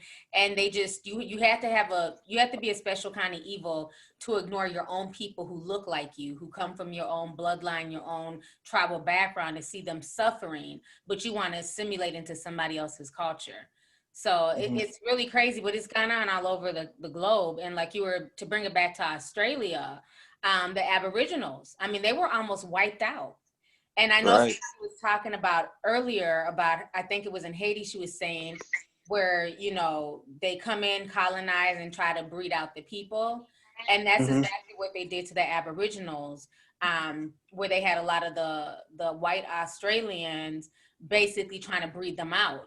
So you'd have an Aboriginal woman, they'd have this half Australian and Aboriginal child. And then by the time that child has a child, the child is going to be paired with an Australian. And then within 3 to 4 generations, now you have a full Australian, that Aboriginal gene is gone. So a lot of this stuff is very strategic and very wicked, you know. And that just like proves like how evil they are. Like, how evil do you have to be to do this stuff? You see what I'm saying? Like, this stuff, it have to be spiritual. Like just like why? Like that's like some evil type stuff just to do for what? And like China, like you were saying, like they're literally like the new face of Europe. Like Europe started colonizing shit and like Hispaniola with the Taino people with Christopher Columbus, and then like over like the last 100 years, it's like China was like, Europe, take a break. You know, we gonna start getting into all these nations and doing stuff like that. But like all of these countries, especially like Europe, they like all involved in this stuff. Like all of them. Well, then let's also not paint everybody with one brush either, because it's not all Europeans. You know what I'm saying? It's a lot of the nations, but it's the elite. Yeah. So that's the difference. You know, because you have poor Europeans who they don't run anything. You know, they're struggling just like some of the people in African nations, you know. So it's about the wealth. It's more about the elites and the people who are in power, who don't want to give up power. I mean, even here in America, when we think about the slave trade, all white people didn't have money like that. You know, if you owned one slave, you were considered, you know, well off. But those ones who owned whole plantations with families, you know, like 300 slaves, those were the wealthy elites. And those are the people who've been here for for generations, you know, from the beginning of man. And I just feel like they've just, you know, they've solely just tried to keep their power from diminishing. And they've been here every century, you know, the before Christ, you know, BC, AD, you know, they've just been there. There's always been that elite class of people, and they're just agents of chaos, and their mentality has always been to, you know, rule over people who are less than them. You know, so it's a very, very wicked system. It's a very wicked system. But yeah, you can't. I agree. You know, that's why a lot of people, when they idolize, you know, billionaires and millionaires, I would say billionaires, because millionaires, they're millionaires, but billionaires are the ones who, you know, they have the power to change the world. You know, that's the difference between being a billionaire and being a millionaire. Like, your influence can literally change globally, right? The global trajectory of the world. But, you know, I just feel like too, in a lot of those situations with the wealthy, a lot of people do not get to that $1 billion status because they're just good people. Can I interject on this? We can even really talk quick? hold on. We can even talk about Putin, who's worth like $200 billion. And look how long he's been in power and how the Russian people are suffering. So it's not necessarily so much about, you know, Europeans being evil. It's that wealthy elite. And they're going to try and seek power from whoever they can seek it from. Can I interject? Because it goes with what you just said. Yeah, go ahead, Twin Mom. So someone earlier in the Zoom mentioned that they just want us to stay home. That's not really the case. It can't be that they want all of us to stay home, because remember, when we were in lockdown, who was allowed to go out? The essential workers. Now, I want to create some type of cognitive thought patterns with everyone. I'm going to go a little bit slow so you guys can follow the pattern, okay? Essential workers are only allowed to leave the house. However, everyone else must stay home. Why? Because they live off of our tax money, our tax dollars. So the state relies on tax money for each and every state to thrive and do whatever it is that they need.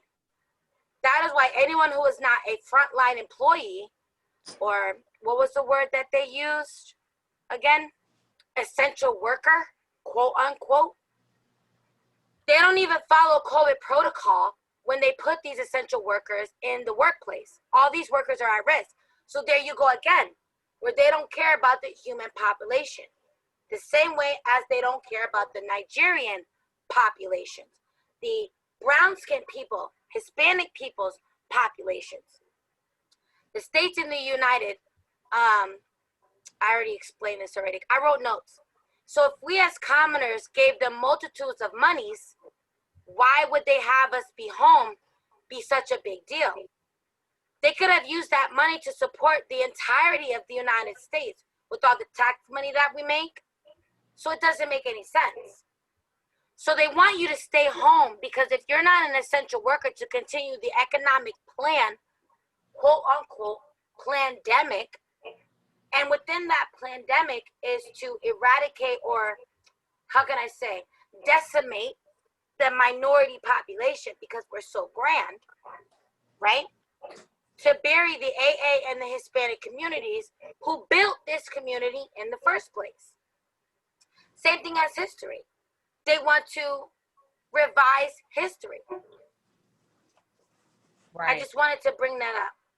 Okay, I appreciate that, Twin Bob. Let me go ahead because it's 7:17 already.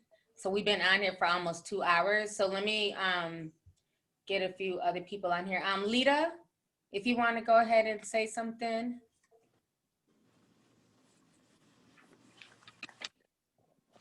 Hi, T.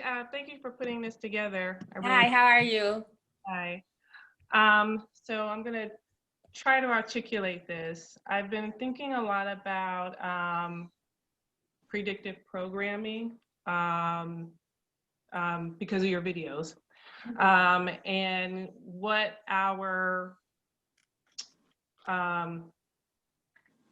our involvement is with it, or how it kind of spreads. So predictive programming, as I understand it, is this idea that kind of concepts are being introduced through movies. So things that seem really far out are being slowly introduced so that when they do occur, you know, we're kind of used to them in some form or fashion. But to take it a little bit deeper, I'm just wondering, okay, well, how does that energy spread, that demonic energy that you've been talking about when we think of like spiritual warfare and everything that's going on? And thinking about how we consume media. And so the fact that you can like stream, you know, hours worth of television at a time. And, you know, we've probably all been in this scenario where you're watching a series and you know, click the next episode, and you may have lost a couple of hours and you may almost feel like this sort of fog after you like watch the show or episodes or whatever. And so what does that create? What energy is being put out as you're in that state? So thinking about, you know, like meditating or prayer, or when people talk about the power of thought, like, can it be happening in the negative as we consume these movies, as we have this sort of fog? Are we actively kind of spreading this energy, even if unknowingly, even if we may not be the people that are acting on it, that is, you know, taking this dark energy and doing something dark with it? Are we just spreading it or giving power to it simply from consuming it? So like millions of people kind of watching something and spreading this energy. And if you notice, even just like television and movies in general, over the last few decades, TV has gotten darker and darker and darker. Think of shows like The Handmaid's Tale. You never would have seen something like that 15 years ago. Like our parents were watching like Leave It to Beaver, and well, my parents, I'm probably a lot older than most of you guys in here, but like, you know, Leave It to Beaver and stuff like that growing up. Like television was very, it was just very kind of like light. Right. Every like Wonder Years, Cosby Show, Different World. Exactly. Exactly. And now kids are watching like Lucifer and, you know, just really dark shows. Exactly. And I don't know how many people are familiar with the movie Fallen, because I think it was like in the early 90s, but it's a Denzel Washington film where he plays like a detective, and there's a fallen angel that's come down to earth that's wreaking havoc. I think he's like a serial killer or something in the movie. But they keep playing this song throughout the movie called, the theme of it is on Time Is On My Side. And so the theme of this song is the devil plays the long game.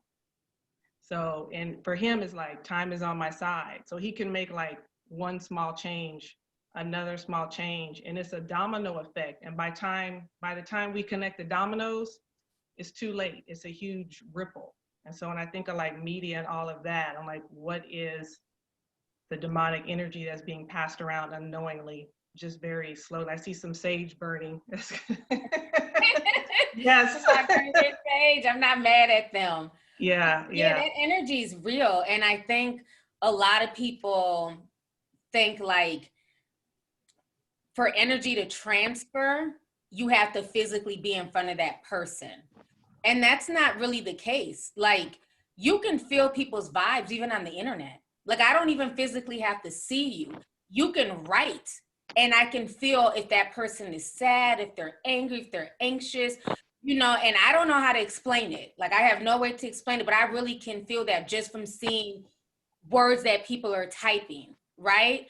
Just like you can tell when somebody has an attitude and when they're really upset, they might be missing words, misspelling, you know, things like that. And also think about the rise of horror movies. Mm-hmm. You know, like I remember when we were growing up, horror movies were kind of like a treat. You know, like the Friday series and, you know, Nightmare on Elm Street. Like these movies only came out like every few years.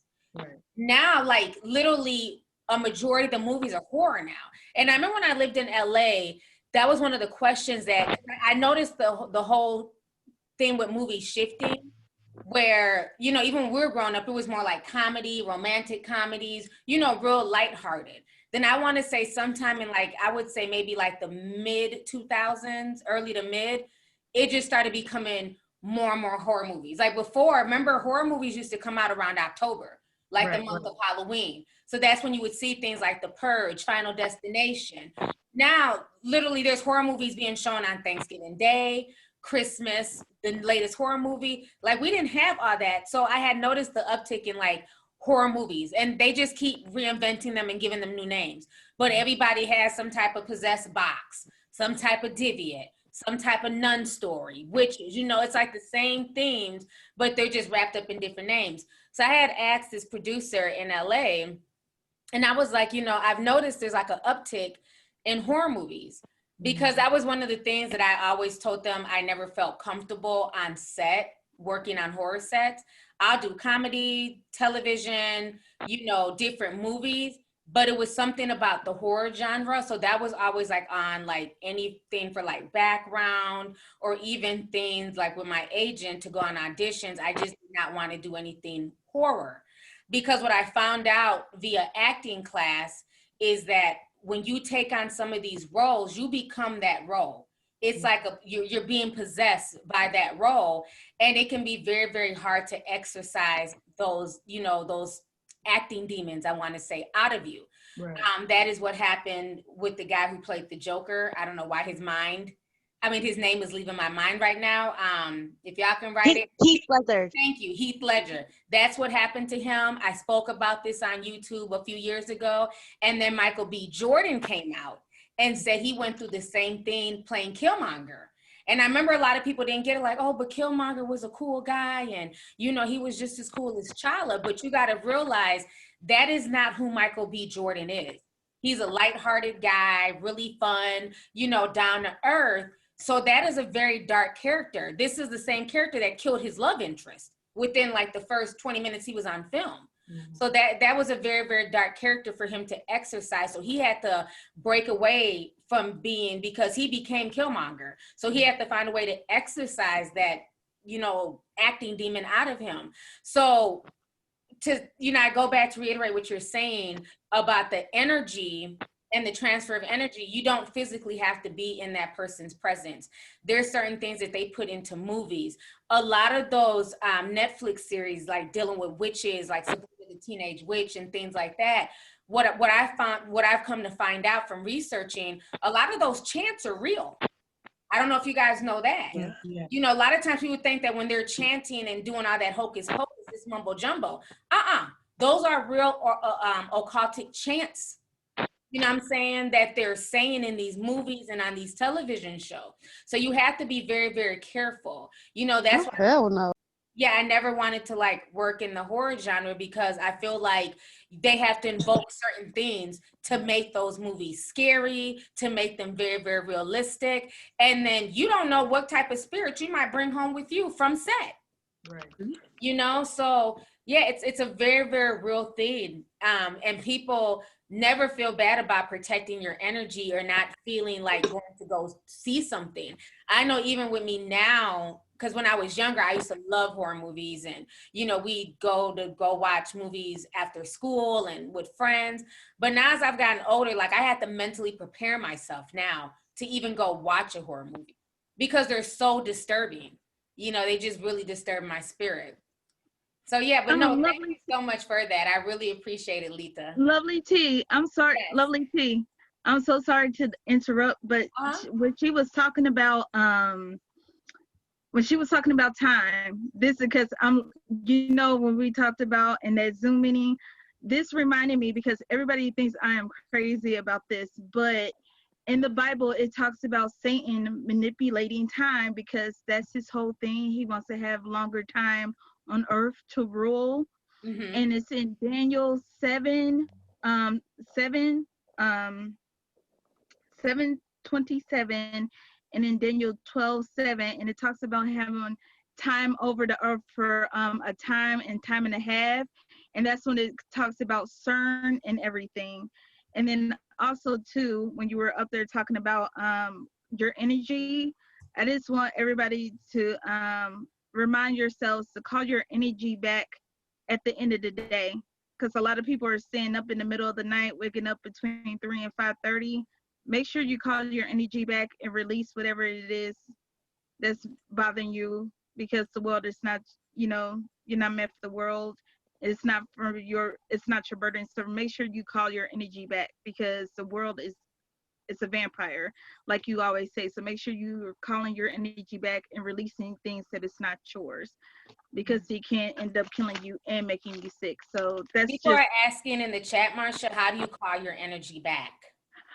So what I do to calm my energy back, because it actually helps me sleep at night and it stopped waking me up. So what I do is I say, because I start calling him Yahweh, and I start calling Jesus Yeshua. I say, Yahweh, Yeshua, Holy Spirit, archangels, angels, guides, ancestors, I am releasing anything that is draining me.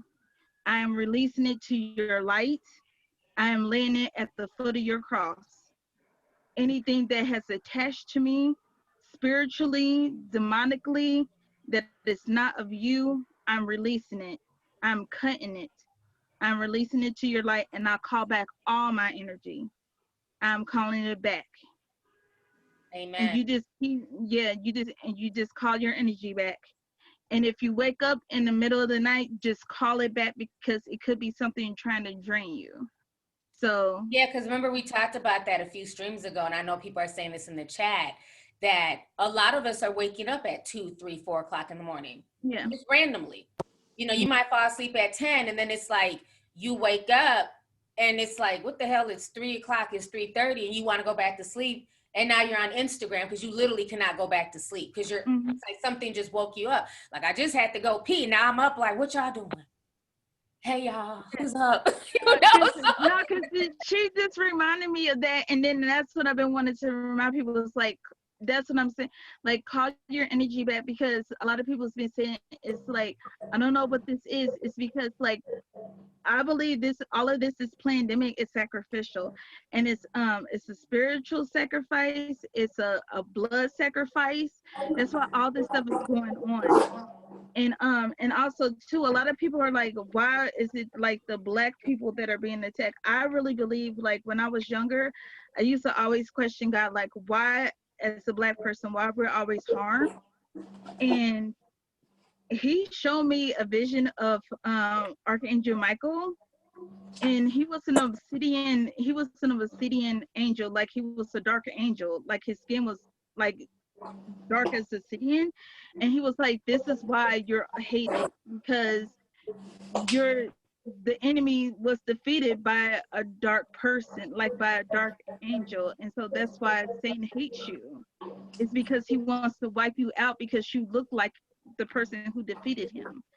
And that always reminded me of why we as Black people are always hated so much, and why we are always attacked, because we are gifted people and God has his hand on us.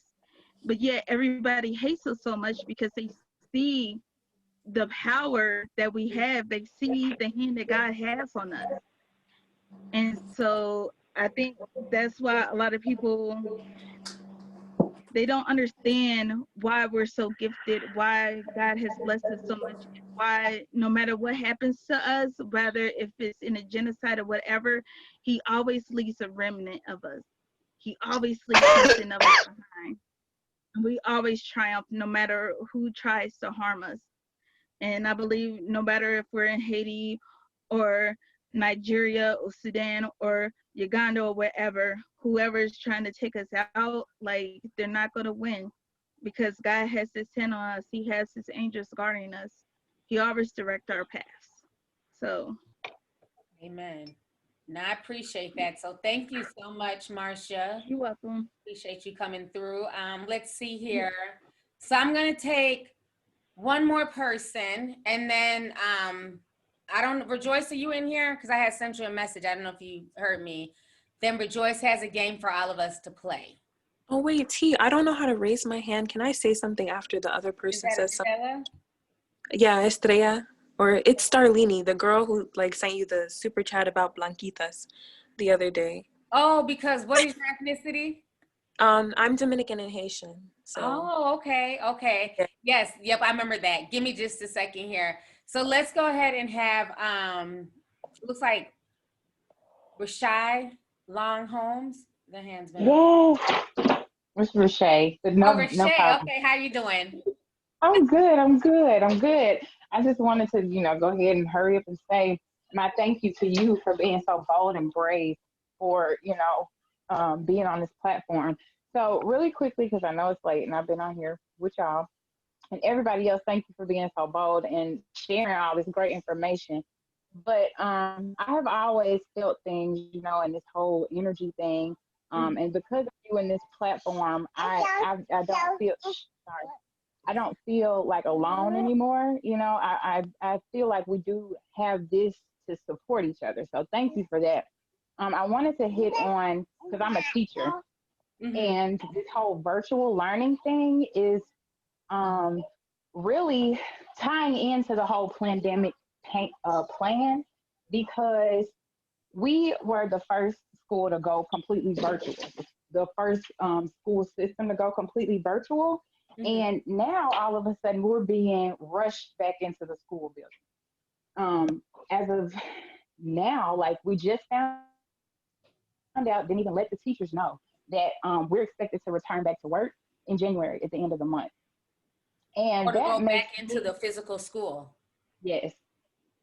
And they're giving kids, parents and teachers the choice, to send their kids back or not. But there's been a lot of complaints, as far as I don't have anywhere to send my kids, and amongst a lot of other things. But now they're making it seem like we still have the choice to stay home. But if you have a full classroom of kids, our principal flat out said, I don't know how I'm going to do that without y'all being here. So that makes me feel uncomfortable for several reasons. And then on top of that, they're talking about how the city is going to have people in there swabbing our, I don't know how often, or I don't know if it's going to be daily or weekly, but all of that just makes me completely uncomfortable. I don't understand what the rush is when we still have numbers steadily rising, and the re-entry plan is just really suspicious. Something is up, because What state the are you kids in? are. Before I ask you I'm what in state. Tennessee. Tennessee. Yeah, I'm in Okay. Tennessee. No problem. Okay. Yeah. And the kids are really losing content. They're losing skills. They're losing social interaction, and it's really affecting my kids. I can see, and then I can also see as a teacher how everything is really just going down. And you speak all the time about how generations are getting like dumber and dumber. Like I'm that's kind of rude to say, but you know what I mean. Right. But this is a part of that plan as well, because Yeah, they're I have dumbing them kids, down. Not that the kids yeah, are dumb. It's a dumbing down process. exactly. Right. And they changed the requirements, T, from they have to be able to say here, la, la, la. But now they are saying, oh, they just have to be logged on. They don't Yep. have to. And they don't have to be in front of the screen. Exactly. None of that. Now, So what grade do you teach? Because, my youngest is in high school. I teach 11th grade English. Okay, so that remember we were talking, I don't know if you were in the last Zoom, we kind of hit on this, because I was so upset because I was having like a DM chat with just, a few other people, like, okay, I need to know what's going on in the school system, because I feel like the high school kids are just left to their own devices. If they check in, they check in. If they don't, oh well, there's no real homework, there's no structure. So what I found out is that it seems with the elementary school kids, like the younger kids, there's a bit more structure. So there's like the teachers there, they're having to physically, be at a desk on camera talking to their teachers. With the high school kids, there's none of that. So I'm really glad that you pointed that out, that there's a dumbing down, because like I even told my youngest, I said, this might seem kind of cool at first. I said, but if this continues, where are y'all going to be by senior year? You're not learning anything. Like right now I'm having to make up assignments for him to do. Yeah. And things for him to watch. And now it's like, okay, you need to go watch about the war in Nigeria. I want a paper. Like I'm having to find assignments, because it's just like he only has 3 classes. They're mainly electives. They don't have to be there. There's no teacher. Sometimes the teacher's on Zoom. Sometimes they're just like, check in, I'm doing me. Y'all go do y'all. So and the rest is on Snapchat or, video games. So it's like, this to me was definitely planned to dumb down the next generation that's going to be great. And they're constantly telling us, what about these failures? Why do we have failures? Because they're not logging on. What do you mean? Right. We already gave them a grace period. Everybody passed during, March, April, May. Right. But now it's kind of looking like the same thing. There are on the teacher's heads, here, but it's giving all the kids all the grace. They don't log in, then you can mark them absent. But if they don't turn it in, give them another chance and another chance and another chance. Right, and that's not the real world. No, it's and not. And because so that's the part that's frustrating. Let me mute Quinn.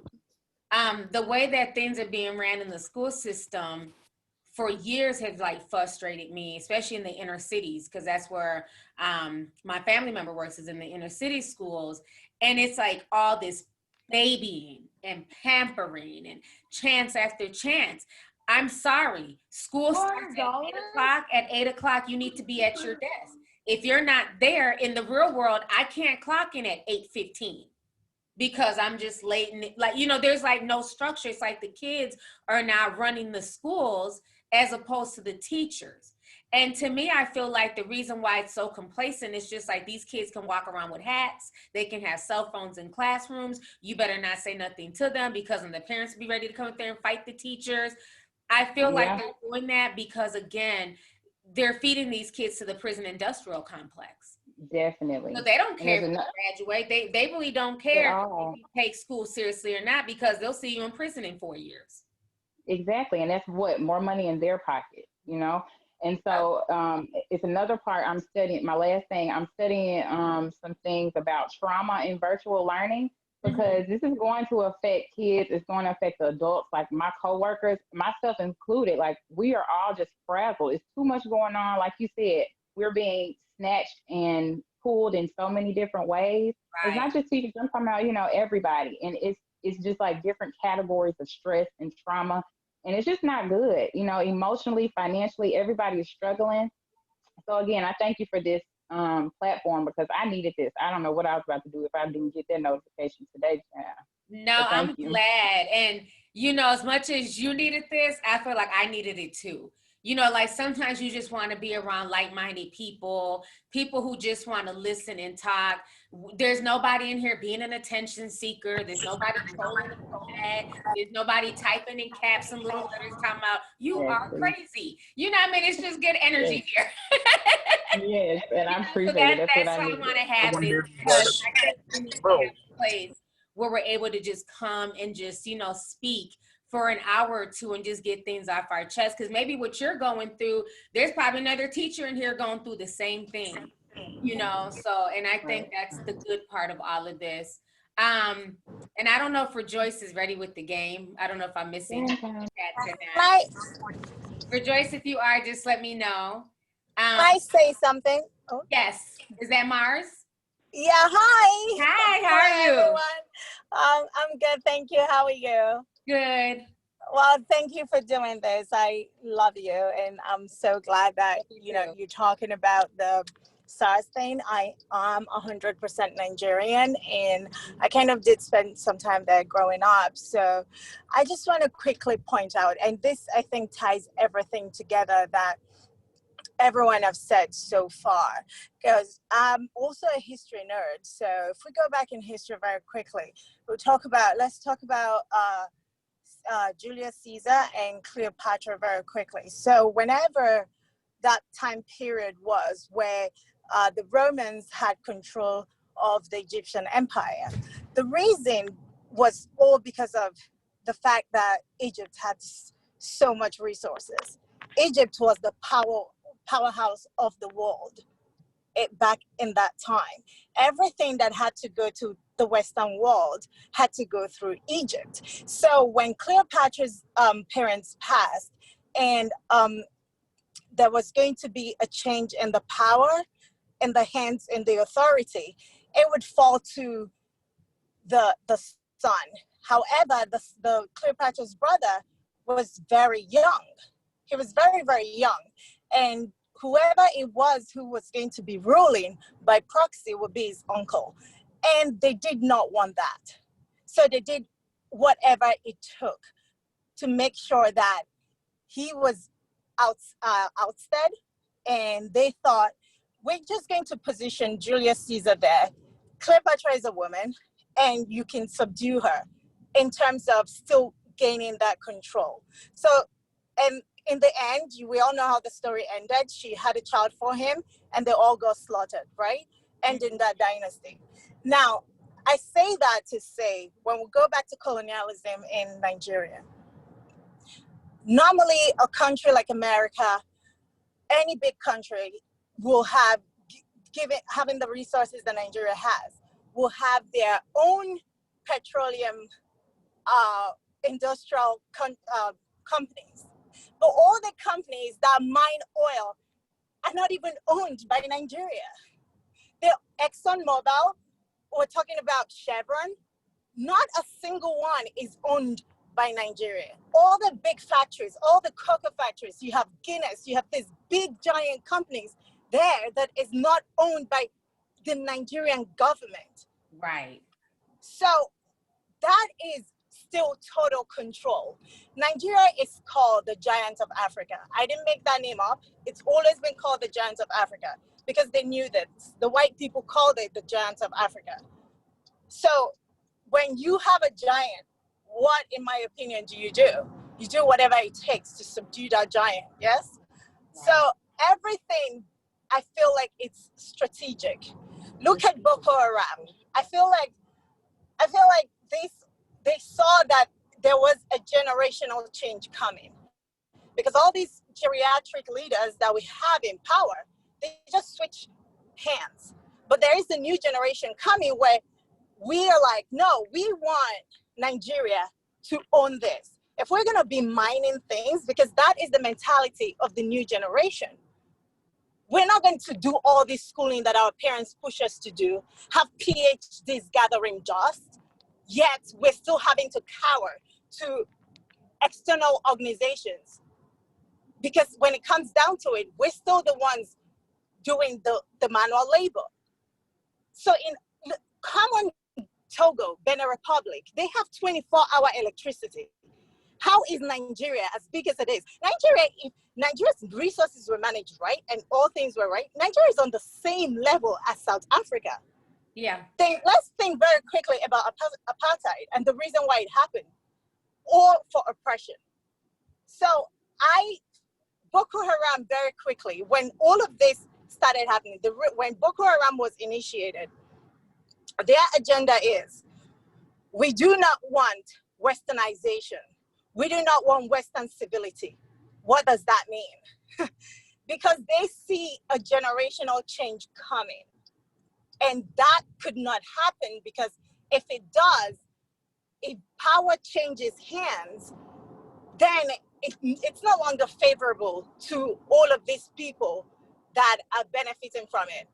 Like, you go to Chevron, you go to ExxonMobil, and all of those companies, it's the Western people that own it, the Lebanese. They're the ones that are like, they'll put a Nigerian there as the CEO, but it doesn't belong to the company, to the country you're mining from.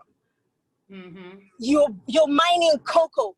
Milo belongs to, like, cocoa is a very big thing. Use it for coffee. That's what you use for chocolate. Mm-hmm. Guinness, you have like Nigeria produces the best Guinness products. So you're like giving the people trinkets. Same goes back to like that slave, colonialism and slave mentality. And someone initially, I'm so sorry, this is getting long, I'm sorry, but someone mentioned the bringing Christianity into it, and how Christianity throughout time has always been used to oppress people. So Christianity was how they brought in slavery and colonialism to Africa. The same thing, the way they used the Crusaders to oppress the Middle East and the Spanish Empire. So we all need prayer. Please, I want everyone to pray for Nigeria, because it's a country that I love so much. And talking about it makes me very sad. And we do need a generational change. And thank you for giving me the opportunity. I'm so sorry. I felt like I just kind of wanted to put it out there, because if we take a moment sometimes to just, and that's why I appreciate you, and I love this platform so much. Since I discovered it, I feel like I've been ecstatic about it, because it's not everywhere you go that you're able to like talk about these things, and then of course you're labeled if you do, and right. So it's great to be able to bring people back to reset and like-minded people talk about these things, because I feel like knowledge is power. If we don't know certain things, then we do not know how to act or go forward, or even change the future or teach our children. So thank you for the opportunity, and also for letting me speak. Oh, no, you're very welcome. And thank you so much for sharing what you shared. I really appreciate it. So our time is winding down. It's almost 8. So I wanted to play a game before we go. So Rejoice, are you ready? Yeah, I'm just sending in the link. Okay, so if you guys all want to go into the chat, that's where the link is going to be. So everybody can sign up and join in on the game. Let's see here.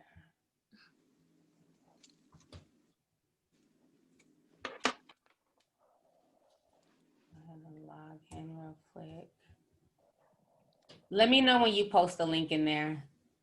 I just posted it. Oh, did you? Okay, perfect. So does everybody see it? If you guys go down to the chat, you want to post that link and then the code.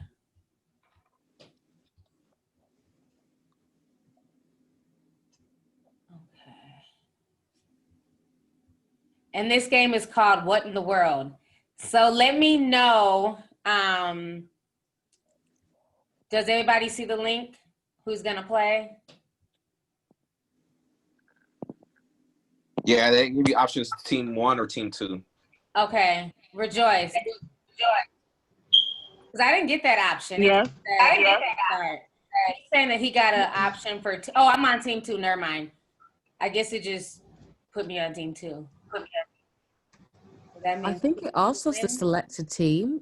Should we just pick anyone we want? Does it just let people pick? Because mine was just set on 2. Yeah. I was able to Yeah, choose. it let me pick.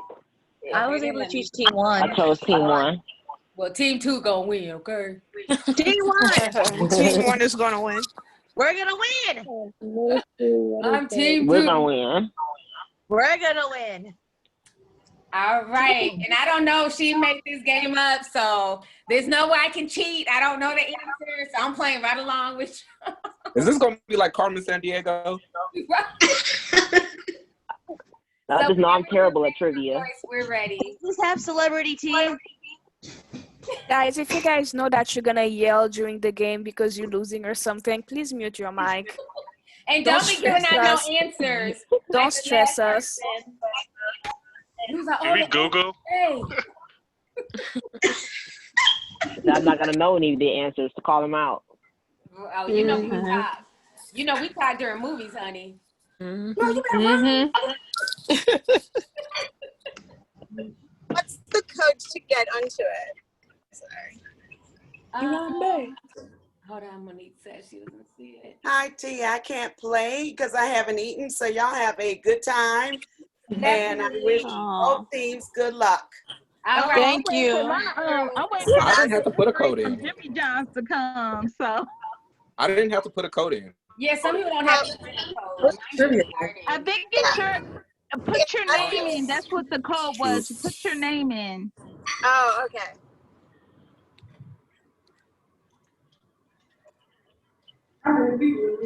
I don't. What in the Zoom?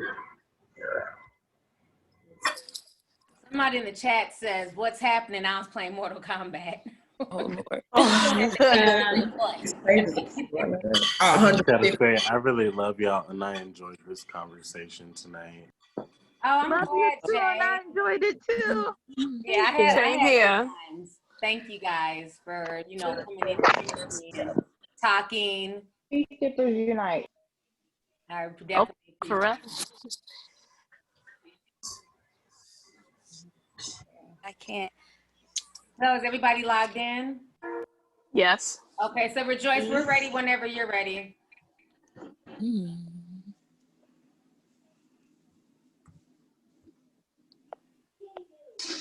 You suck! You suck! Oh. I'm sorry about that. That's my nephew in the background. There's a countdown, so everybody get ready. It's a countdown. Team 1, let's go. Whooping, honey. Team 1, where y'all at? Team 2 better win. I hate All right, let's go. Hey, baby, lock them doors and turn them lights down. Okay. I don't know about this question. Can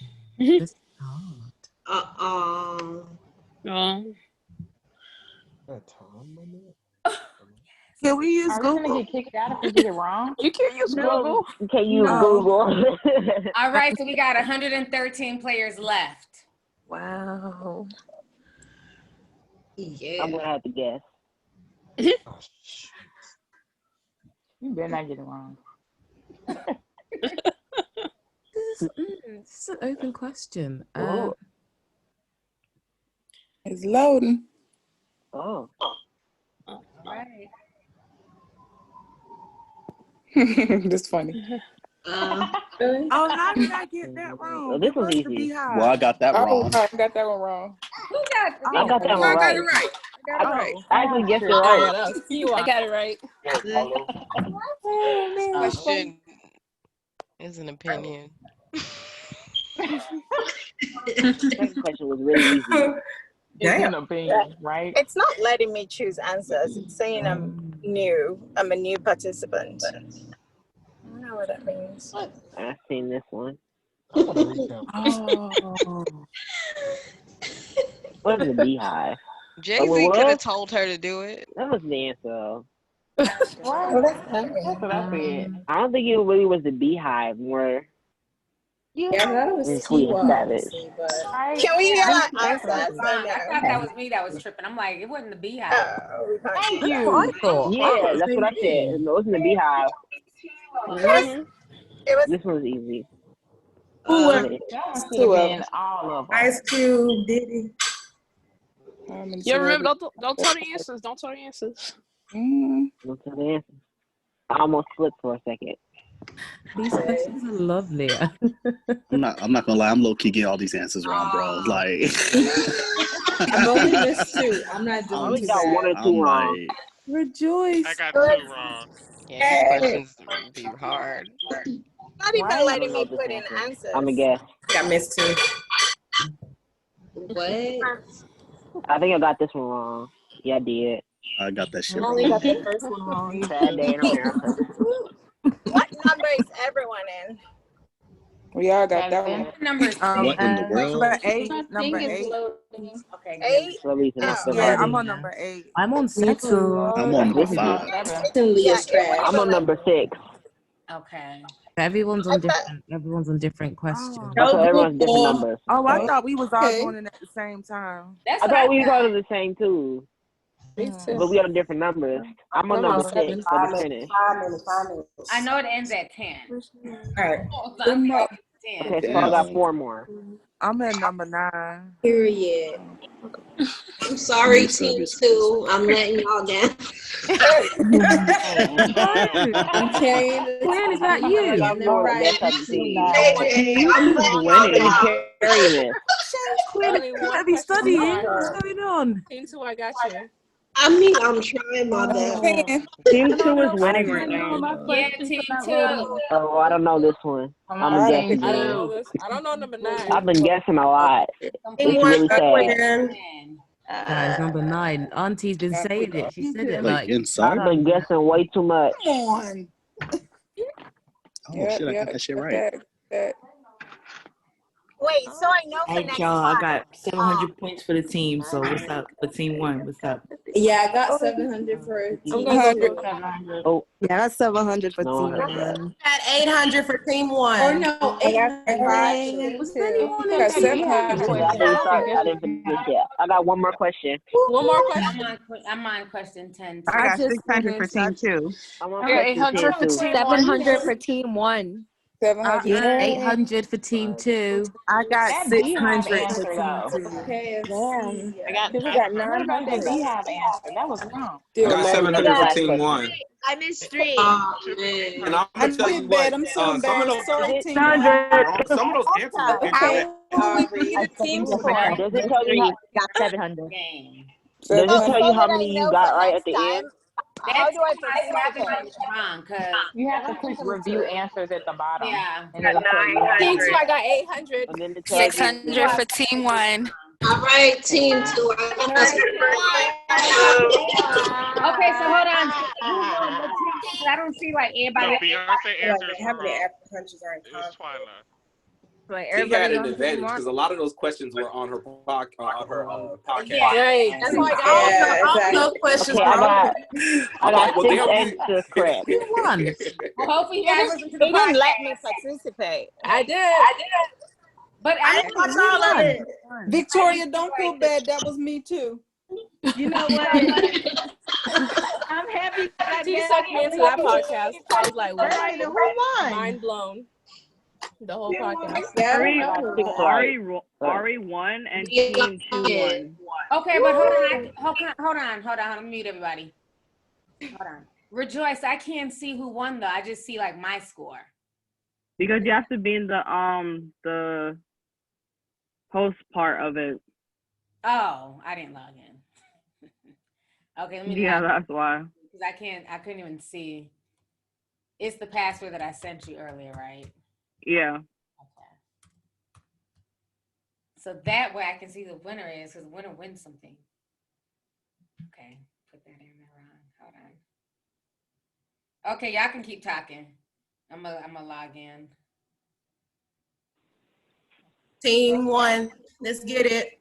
I think just it's team 2. 400 for the team bright 1. lights, the angels are saying hi. Wait, how many people were in team 1 and how many people were in team 2? I'm gonna That's a know. great Can you all hear Good me? question. That's a great question. Right now, find out. Can anyone hear me? It was 50-50. One, and I got 700 points. 600. Oh, I wasn't there. I want to post that Beehive answer though. The winner should get a Yeah. stimulus check. Wasn't it to a Savage who started it? Yeah, one of them is The winner should get a stimulus check. Who said Yeah, that? one of those answers was. That Beehive. also, I don't think it was Beehive. The Yeah, Beehive the one was Beehive wrong. was That wrong. should have been The Quiet answer was Savage. right. Yeah, because she said it first. Yeah. And then Jay Yeah. followed after But her. also, the Jay last did it. question's got 2 answers: elders and young people. Is that correct? That's what. Yeah, that one that was a tricky question, those but I are did both say The that it was. reason, so the It reason wasn't why it was elders. It was Beehive just is the way that it was because worded. Beyonce wasn't going to respond at all if it Is he wasn't for the on? Beehive Oh. promoting her Nah, I don't think it was the and Beehive. antagonizing That is her. a perceptive No, I point think of it was view. the fans. I Those think are it was more. just I regular think it's random. fans. True. I don't think those These are lives. Beehive. You It know, was Beehive. the is- You're also Beehive. part of the Beehive if you're a fan. I knew it was the I Beehive. don't think there's like. It was regular fans. Those were just Wait, so regular. what was the Regular answer? fans. Yeah. Yeah, not Beehive. Yeah, Beehive was I want to know what kind of question. Yeah, Beehive. Like, Because think of this. Why fans would and her home Beehive fan? all Why would together home at fan this base point. attack her like that? Okay. Because they was Right. attacking others who was attacking her. Okay, so the final score for the team 2 had 664 points. Team 1 had 646 points. So they won. So they So won. team 2 won. Wait, who won? Hold on, I can't hear you. There's too many people talking. won? I can't hear you. Who Hold on, won? I don't. the Who top said? player.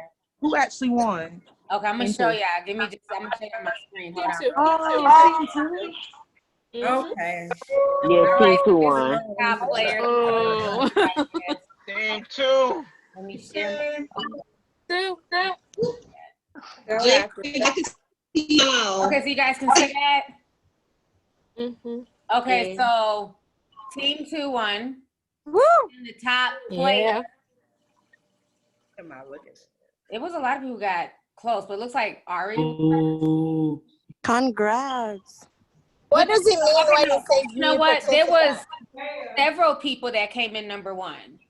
So Ari Piglet, Ken Puerto Rican, Umbertone, Lovely T, you know, some girl named Lovely T, Danny BC. So we need a tiebreaker out of those. Ooh. Yes, I like that idea. Okay, so 8. So we need a tiebreaker. Want them battle. to play an old game? Yeah, we can just do it. There's a dance battle. we can just play. Yeah. You know, just a random one. We can do that. So to the 8 people that were Yeah, I can. only you guys join this next game, and it's gonna be between you guys. So give me just a second here. Let me pull up a random. Is Nikki one of them? What happened? Is Nikki one of them? Yes. Hi, everyone. You can see it, Rejoice, right? I'm gonna go and pull a random game. So we'll do Survivor. I'm so thirsty. There's one about like horror movies, Michael Myers, all things Halloween. Oh, Halloween. Villains. One of the 8 people, you guys have any preference? There's also a cannabis review. Not really. Okay, so let's just do the Disney villains. Or do y'all want to do horror films? Disney villains. Disney villains. Okay. we'll do Disney. that. They scared. They scared of doing a Halloween. That was funny. Disney. Poor unfortunate souls.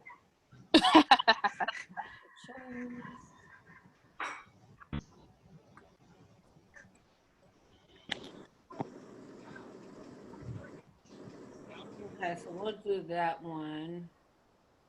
Give me just a second here.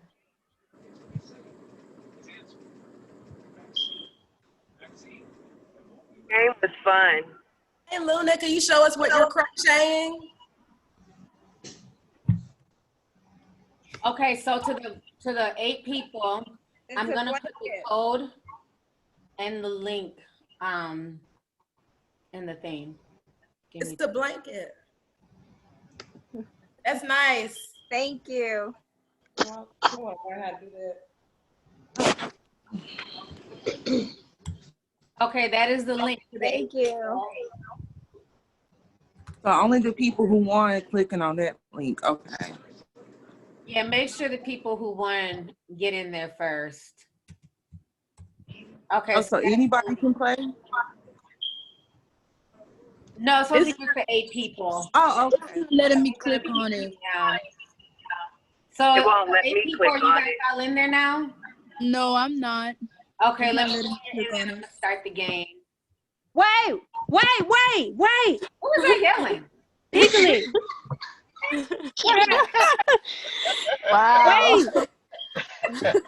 She missed the bus. Wait.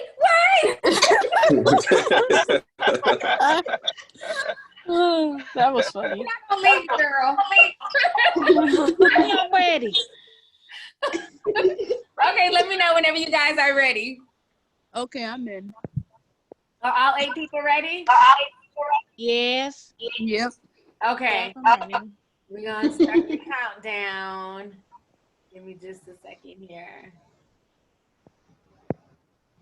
All right, so it's gonna start. Y'all can see it. So let's see who wins out of this.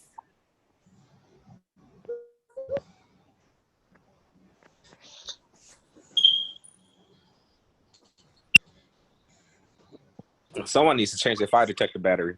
I was about to say the same That's thing. me. But I was like, okay. I ain't want to be straight, honey. I live in the hood, man. No judgment. Okay, so Don't down blast to like that 4 now. people. Oh, shucks now. All right.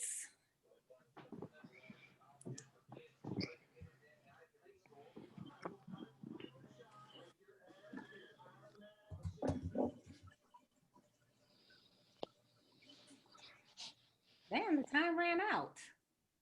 I was just looking at Auntie's face. I was like, what? I put in the F. I went to put in the rest. It was like, you're done. The hell? Yeah, that put you out. Oh, much. Oh my gosh.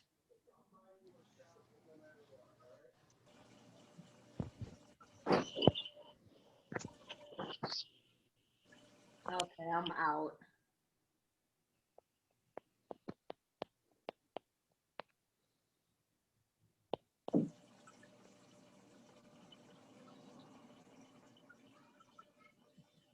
Okay, we got 3 survivors out of the 8. What's happening?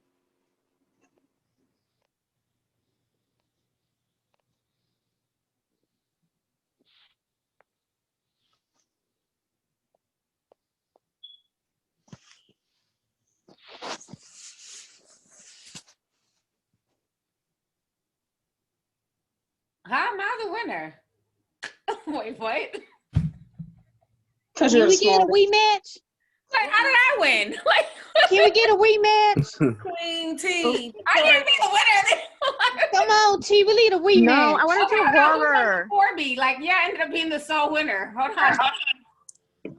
T, we need a rematch. We do. I'm trying to figure out how I ended up being the winner. Okay, came looks like it's back to second? 3 survivors. So it's between Puerto Rican and Umbertone.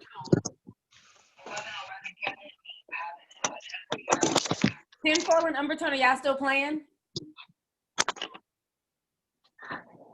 Yeah, I'm still playing. Okay, so you guys are good. I just dropped out. Yes.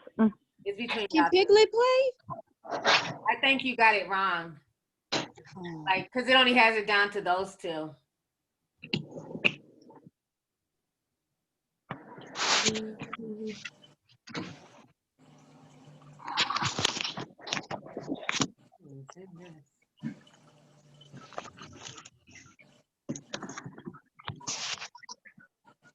What kind of questions were they asking? Adelaide, basically those that were in the top, that were like that won the last round, they're having like I want another to know the rematch. questions. Pardon? I want to know the questions. Some of the questions.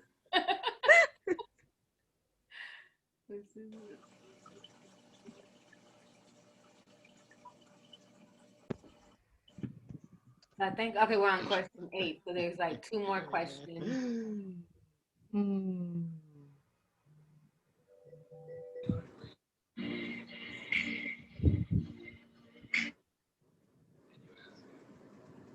Dang, both of y'all are getting these right.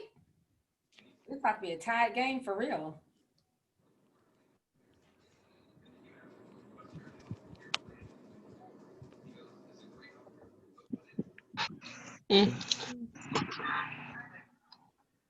Hey T, whatever happened to that guy you bumped into at Publix, the crocodile teeth? Which one? With the crocodile? Who was that? The one that you said you couldn't see because he had the face mask on. Oh, that wasn't at Publix. I'm like, Publix. That was at Best Buy. I haven't called Best Buy. him. I still have his number and stuff, but I haven't called him yet. Oh, that'd be so. Could you see his nose? Calm, girl. He look cute from the eyes up. That's all I can see. You People like, thinking you know, about calling? it's like people trying to do like a, I guess, what y'all be doing, y'all young kids FaceTiming? You know what it is. Say, You he's doing gonna it right have to now. People gonna have to start showing their I pictures on do their not phone. like being on video with people. I hate when people trying to like video chat me like in the DMs. I'm not picking up that shit. You're a YouTuber. You don't like being on camera. Everybody trying to call my Right. phone. Like, no, absolutely not. I do not like FaceTime. It's one thing to be on camera, but I don't like FaceTime. I don't know what that is. My kids be on there all the time. Be like, oh, okay. Like, you know. How about Snapchat? Do you like Snapchat? I These have doesn't it. look like the snaps. I just use it like if I want to take a picture with a filter. I don't know nothing about Snapchat. Tinfoil Rican. All right, You can use Instagram for that. one. Congrats. Congratulations. That was a long Thank ride. you. That was not playing. Tim. Yo, I got like more than half of those wrong. Cash App. I'm gonna send you 25 for winning the game. Oh, that's so sweet. Yes, we always have fun. I love doing these little trivia games. Thank you. Let me look up my Cash App. Just send me a private message in the chat. Does anybody know that that Marcia Jones, her Discord name, the one who gave us the affirmations for bringing her energy I back? want to connect with her. I was just looking too. for her. I really was just looking for her. I swear I She was. might have left already. Oh man. I know she comes to the Zoom meetings like every week. Okay. I Yeah, copied it's and kind of pasted what confusing. she It's said kind in the of different chat. names on here versus the Discord. When is the next paranormal? Yeah, I was gonna do it earlier this week, but then everything, got really crazy. So I'm thinking we could probably do it sometime next week, like Monday or Tuesday. You have something for Halloween, T? I wanted to Not at night. have a little Halloween get together. Now, Yes, costume party on Halloween day, but like it's got me a little costume. I ain't gonna be here on Halloween day, but we might do like me and my friends. She might throw like a little small get together. I don't, cause at first we were thinking about going, downtown, but then after the shooting, I'm like, I don't want to go back downtown. Like I have PTSD. I do not want to go downtown right now. So I'd rather just do like a small little get together at the house with just, a few friends, cute costumes and take pictures and that's it. But I was thinking maybe the day before that Friday, we could do like, just play music and chill. You know, play like, you know it's still love. Just thinking that all month. It's Halloween. It'd be breakfast. You know, What about a Halloween costume party. contest tea on Friday? wanted to do that. Do y'all want to do a costume contest? Even Good though question. Is Yes, Party I'm not City, you know, like dressing costume up, places but open? yes. we could do that. I got cat ears. Sure can. Yeah, I got like spider ears, so I'll wear those. Halloween. I'm working on a really cute costume. Okay, I got it. Well, thank you. But yeah, we could do a costume contest. We can definitely do that. That's exciting. I ordered something off the Amazon. Right. All right. Yeah. On YouTube for makeup tutorials. And then I was trying to get one of my DJ friends to come over because DJing is hard, John. I ain't had time. So I was trying to get them to come over so that way they could DJ music. But if not, we would do it the old fashioned way, honey. I'm gonna just be preparing for my phone. I'll just play music. But if I get one of them to DJ, that'd be dope. I think that'd be fun. I'm gonna tell They you. also have But DJ then I apps don't want to too. ask them. They be like, "Yeah, I'm gonna do it," and then they don't, and then y'all be saying like, "Really?" So I hope y'all don't mind if they don't come. We'll just be playing regular music and looking at people's costumes and just talking and stuff. And we could do that Friday. That's fine with me. Okay. Yep. So Halloween is on a weekend? It's on Saturday. Yep. Oh, that's Supposed to be a blue moon. that's freaky. And you know what else got me kind of nervous to go out? Somebody was telling me, I think it was Barbara, me and her talked the other day, twin mom, and she was saying that basically it's something about the moon and then the fact that people are going to be wearing costumes. It's bad enough that we're all having can't really tell who's who, but she feels like it might be like Purge. Yep. Yes. You know, it's funny. My family is always superstitious about going out on Halloween because my cousin, her boyfriend, in the 90s got shot dead in a car on Halloween. So like we are very we're skeptical about going out on Halloween. I don't blame y'all at all. This is gonna be the first Halloween when all this Corona stuff happened. I just remember. Yep. Yeah. And a lot of people are unemployed. A lot of people are unemployed and desperate. I know crime is going to be high. Yeah. That's why I thought I was like, I don't want to be around a whole lot of people because that's already kind of a dark night anyway. Yes. I just rather, celebrate at home. Now, what I don't even call celebrating. I just want to put on a damn costume. But, eat some candy. But I'd rather just kind of do it at home, or at a friend's house with just a few people. Because I just feel like the energy is so weird this year. I just don't feel comfortable going in large crowds with people with masks on. And then the way people are wilding out because they have on just a regular mask. Imagine a full costume. Yeah. The purge. Definitely. Yeah, isn't Halloween called Devil's Night? Yeah. It's All Hallows Eve. Hallows Another name for it. And it's not living in fear. It's just being smart and like having discernment. Right. Yeah. The night before is Devil's Night. Yeah, the I'm 30th. hiding candy in my daughter's room, and she can find it. That's fine. Even with like the trick-or-treating, I don't even know, a lot of people say they don't feel comfortable taking their kids out to trick or treat. No. And it makes sense. COVID and all that stuff, you don't know what people got going on in their house. Somebody could be sick with COVID. Oh, why didn't you think about that? I didn't think about that because I was Think about that. Oh. Like, what if someone intentionally cough on the candy and try to pass it? Right, I didn't think Not about doing that. your Yeah, business. you don't think about it. Unintentionally. It could be something that was They done have news unintentionally. stories They that don't know. are taking your kids Halloween candy about.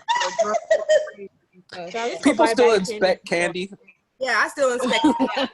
Yeah, when you got kids, you got to. It takes all night. It'd be a big mountain. You can know you hold them. Here, this one's good.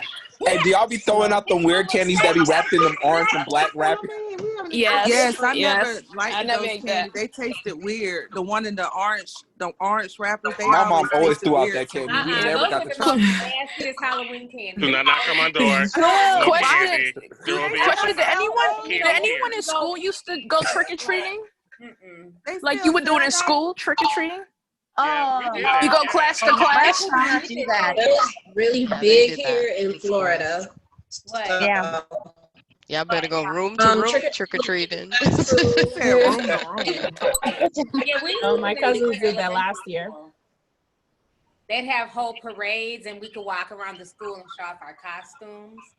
Yeah, they used to. I vaguely remember my elementary school doing that. Yeah. We used to do it all the time until we got to like 4th grade. Yeah, Yep. then once you got too old, there was like, no, we're not doing that. We don't Yeah. care. Costume. Yeah, my You school stop in didn't your do it. sister's room for some candy, trick or treating. Soul for candy. But yeah, I we can am do that though. If y'all want to do that Friday, we can do like a small little Halloween get together for anybody who's comfortable. You know, and whoever has the best costume, you know what I'm saying? Maybe we can do like a prize for like the best costume. You know, either makeup or just overall look. I'm gonna get something off of Amazon. Yeah, I'll be a judge. Hey man, I work for Amazon. Don't give us no extra work. Like, Oh wow! So I mean, I don't know where I'm gonna get a Halloween costume from. This. Well, I guess I could go to the mall. Make it from scratch. Yeah, I ordered out myself. Plaster, glue, whatever you've got. I But want. I but want you a know what I van. don't like about some of the costumes? Because they be looking so perfect on the models, and it's like they need to make a warning like body sew separately. You be like, well, damn, it don't look like how it look on her. I've had to turn 2 costumes, but I found the one I want. They'll have you looking like Donald Trump in a nurse outfit. Oh God! Oh no! Oh God! Yeah, and then you get it out baggy and loose. I'm like, what the hell? Oh God! Did you guys see that voguing video with Donald Trump AOC? Yeah, that was hilarious. No, I didn't see that. I seen it. What video? Did y'all see the debate last night? Yeah, the Yeah. debate was good. It was in. Oh my I'll put the link in the IG link in the Zoom Discord. Now, how he gonna say he's the Hilarious. least? He gonna say the least racist person? I said, are you serious? Are you? You're still racist if you're the That least. means there's still somebody who's racist in the room. Like, I don't know if he understood what he was saying. Yeah, I was like, what the heck?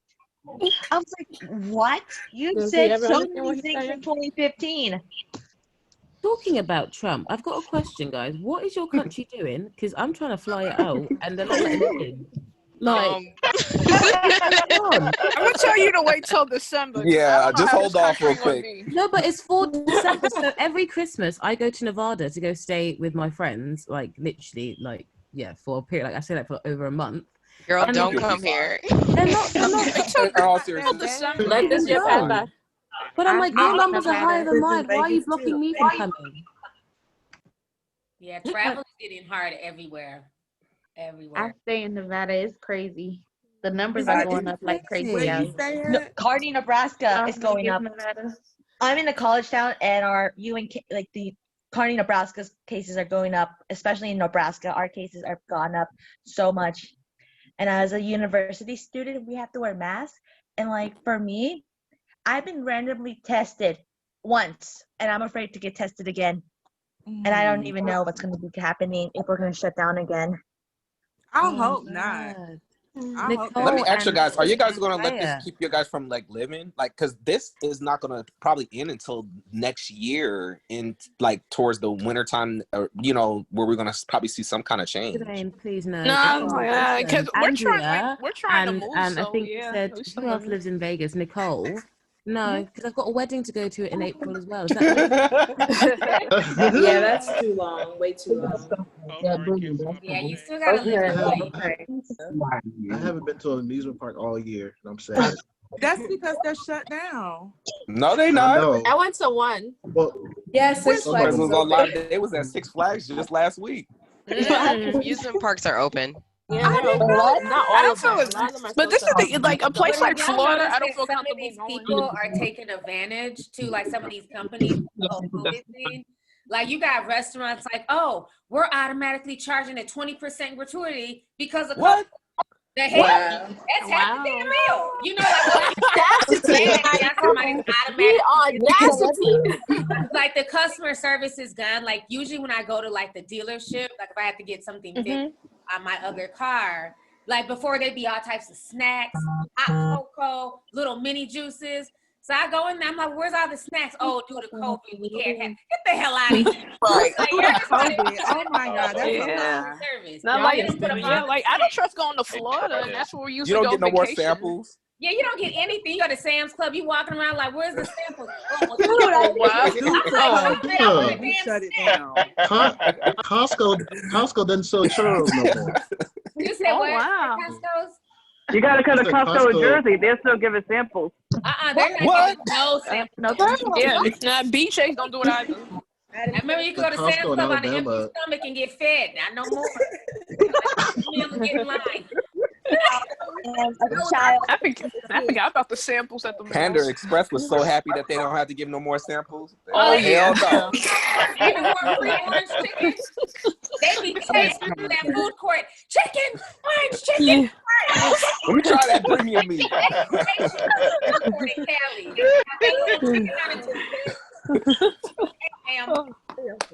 And some restaurants they don't even do refills anymore. Oh, wow. That's what I'm saying. Like some people are taking advantage of this. Now every year my kids go to this, like it's called Scaroween. Like you know, like how they do those haunted house exhibits or whatever. And so usually they have like, and it's outdoors. So usually when you go through it, I think it's like an hour long. And my son used to work up there when he was younger. He was always like playing like one of the little Halloween characters. And so he still goes to go support the guy that runs it. So usually there's like 6 different exhibits and you go to each one, you get scared. Now, mind you, it's outside, so it's not even like it's indoors. So this year they did it. Everybody has to wear masks, but instead of 6 exhibits, they only had 3. But guess what? They were charging more due to COVID. Okay. What? So y'all get rid of 3 exhibits. Y'all raise the price. So that means you're not even enjoying the whole hour. So the thing is shortened down to about 30 minutes, but y'all are still making more money. You're blaming it on COVID. No, so yeah, some of these companies are definitely taking advantage. They're taking full advantage of it. Yeah. Yeah. Just say with nail salons, they charge so much. I can't hear you. Nail salons charging like a hell of a lot of money these days. You sound you talking from an underwater submarine. Where you? I can't hear you. I can't hear you. Can you repeat yourself, please? What he say? No, we're trying to hear you for real. Like, what happened? Yeah, it sounds muffled. He just drowned under the water. Since we're talking about his under, Oh, he no. just drowned under the water. What did he say? We left that in Kansas. He said nail salons are charging a lot these days. Oh, nail, yeah, yep, they've gone up in price. I'm gonna go get my nails done, so I don't care. Yep, they've gone up in price. A lot of people. It's so Listen, due to COVID, we got to charge you an arm and a leg. That don't make no sense. Even When they know most most people aren't working anymore. I went to get my car washed like 2 weeks ago. And so you know how you do those monthly memberships? And so usually if you want like the inside clean, it's $8. Now, mind you, during COVID, they wouldn't clean the inside of your car. They only would wash the outside. But y'all still charging me this monthly fee. So then they sent everybody an email. Oh, we're going to clean the inside of your car. Come and get the inside of your car cleaned. So I was like, okay, well, let me go down there. She gonna say $15. I said, hold up now. It used to be $8. I was like, okay, so y'all was still charging me full price, even though y'all never cleaned the inside of my car for 3 months. And then y'all send us an email to get us down here, only to tell us that they don't raise the price to $15 because of COVID. I was They trying to make up for that money they lost during the shutdown. Dude, you know what the crazy part for me was? I was turned away from a dermatologist appointment. Call, I said, because I just had a random test for my COVID test, and they said, no, you have to come back a different day. They didn't even call me or nothing, so I was like pissed off. Like, what the hell? Never told me anything. That made me so mad. Yeah, and Oh, it yeah. changes how you go to the doctors now. So I have a question. When do y'all think we're gonna have concerts again? Oh Never. my God. Probably 2 years. 2022. They're having Maybe next year. concerts. So They are having China, Probably concerts in 2022. But it's all 2022. virtual, Like, isn't it? 2022 for concerts. No, they'll have like setups with I gotta send a picture. Cars? I'll send a Is it picture, like but they are concerts in having your car? concerts. Are Yeah. they outside concerts? Not, That's what I heard. Yeah. That's what I saw. they actually have a Concerts in your car. Oh, concerts where They people are crowd surfing and everything. yeah, they had a Christian concert here in Atlanta a while ago. Yeah, they Oh, y'all well, see, there and they y'all, kind of space Yeah. people out. They space people out. But you They know, be it's having like saying churches that's what. outside, But church that's outside like in the parking lot. But that's like what T was saying with these artists acting desperate for money with the OnlyFans because, like, we know from the industry, they make their money through touring, and now they can't even do that. Cause think about when they yeah. don't make the money from the CDs because they gotta pay the producers and everybody else, so they're not getting that touring money. Y'all But hear like I Lisa said, Ray is now on OnlyFans? Yep, I just saw that. I said, Who? Who's on Wait, OnlyFans what? now? She needs to relax. Lisa You said Ray. what? Lisa, Lisa Ray? She's doing too much. She's doing too much. No. We could just watch Players Y'all Club. lying. You know Oh my what? Whoever God. said that. Oh my God. Wow. Y'all, Lisa Ray is on OnlyFans for real? and she better be Lisa Ray dancing like Diamond. from Players Club. Oh, Yes. you know what? Auntie doing too much. dude, it feels it feels like forever that I've been to a concert. If you subscribe, just send it in the You know what? Discord. What's up with her and her sister, the brat? What's up with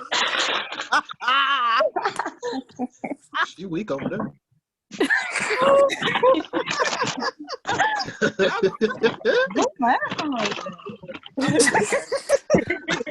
I am so sorry. That's hilarious.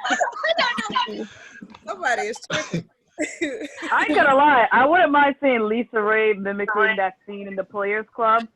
Oh, in the car with the paddle. That pop roll. That would be awesome. What's up with her and her sister? Like, why they not getting along? Because the Brad didn't tell her about her LGBT status. She found out the same way we all found out. But everybody knew the brat went both ways. her damn sister? Wow. That ain't why they fell out. I thought, She fell out because the she brat didn't, didn't tell her that she was with BB Judy. yeah, like she didn't get married or something. She didn't want her She got sister getting married, in the right? middle of her relationship, which I could understand. But everybody knew Lisa the Ray got brat some very went. But dominant everybody knew the personality. brat was more of a lesbian.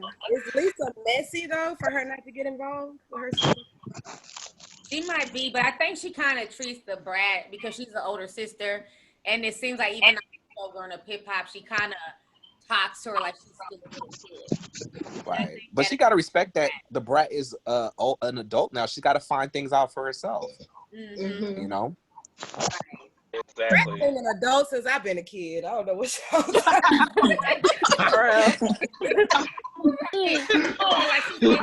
The brat still dresses like she's 15, but she's a grown woman. She's definitely grown.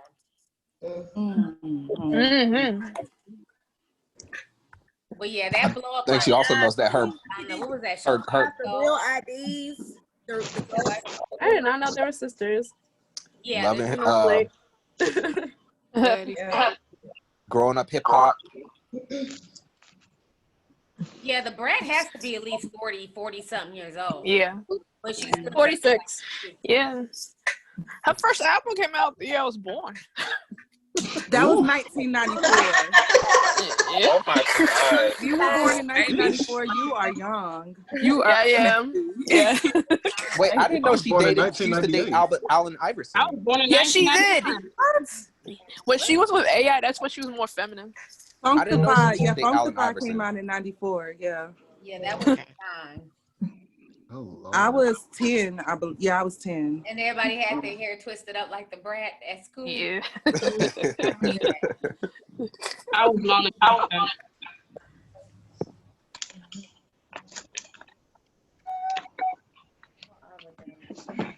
I heard that.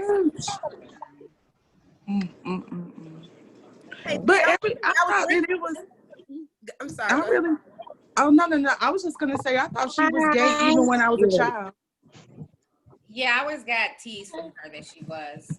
That was Mhm. you know, that she was a lesbian. But see, the difference is back They're then talking about they other just stuff. couldn't be open with it like now.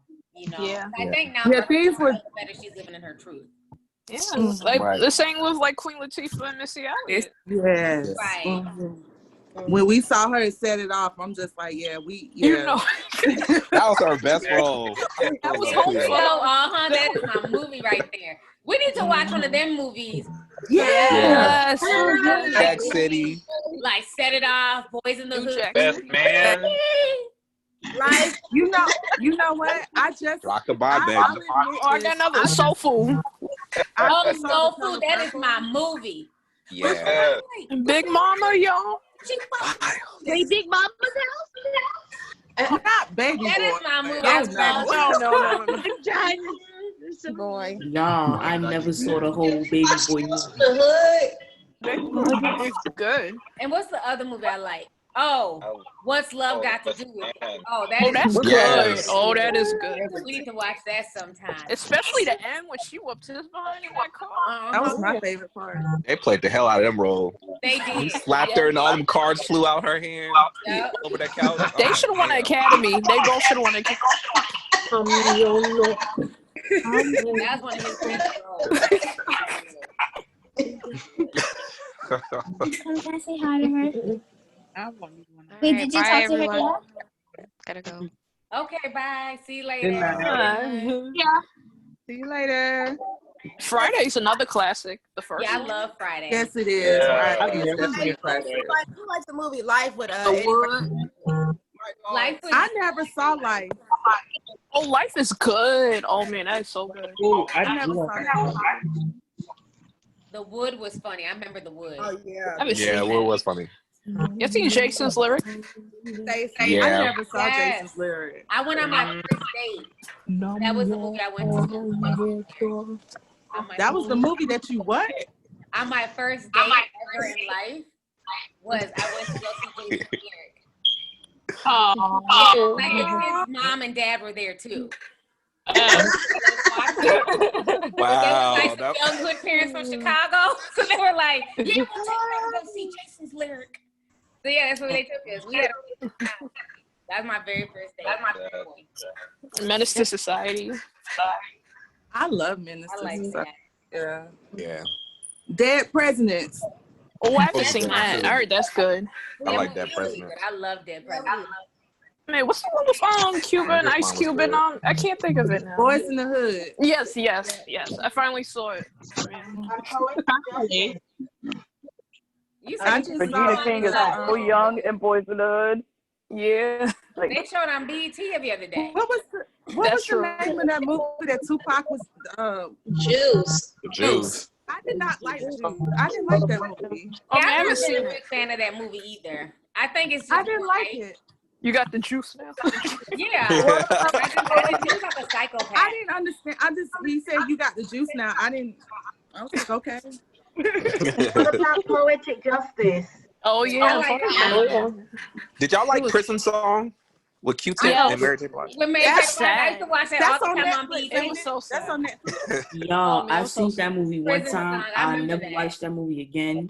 Never watch it again. And they made It's like everything went bad for them. The boyfriend got arrested. Got in the end. that movie made me. Oh, That movie Dangerous made me Minds. so I remember sad. that Have movie. you guys watched Dangerous Queen Minds of Higher Heaven? Learning. Oh, I hate High Learning. I hate that movie. Like the way it was I like portrayed. that movie. That's the Oh, one with man. Deja and Yeah, Tyra got killed. oh. Well, what's the movie with Coolio in it?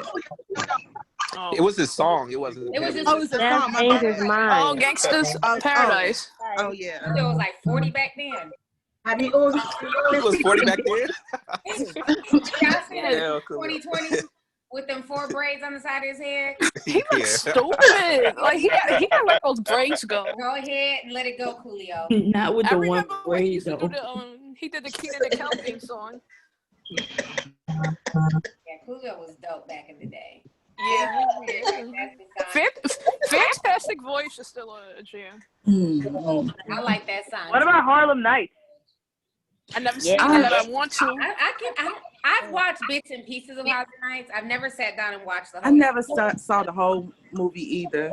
Okay, good. Oh, I'm what- bad now. What about Boomerang? No. I seen Boomerang. I'm the same age as you, T. I haven't seen it. I haven't seen it in its full Yeah, just try to capacity see either. like if you catch it, you catch it. If you don't, Yeah, But you know, my yeah. all-time Yeah. favorite movie is Coming to America. That's like Oh yes, yes, I love that Oh movie. my gosh, like that is I've like never seen that movie in my life. Oh man. Hey, you know which movies are classic? Trading Places. It's so old school. Oh, I never but it's seen Yeah, hilarious. I like that. That was with Eddie Murphy. and they traded places. Oh, okay, yeah. He was the rich guy and the poor guy. If they bet that dollar.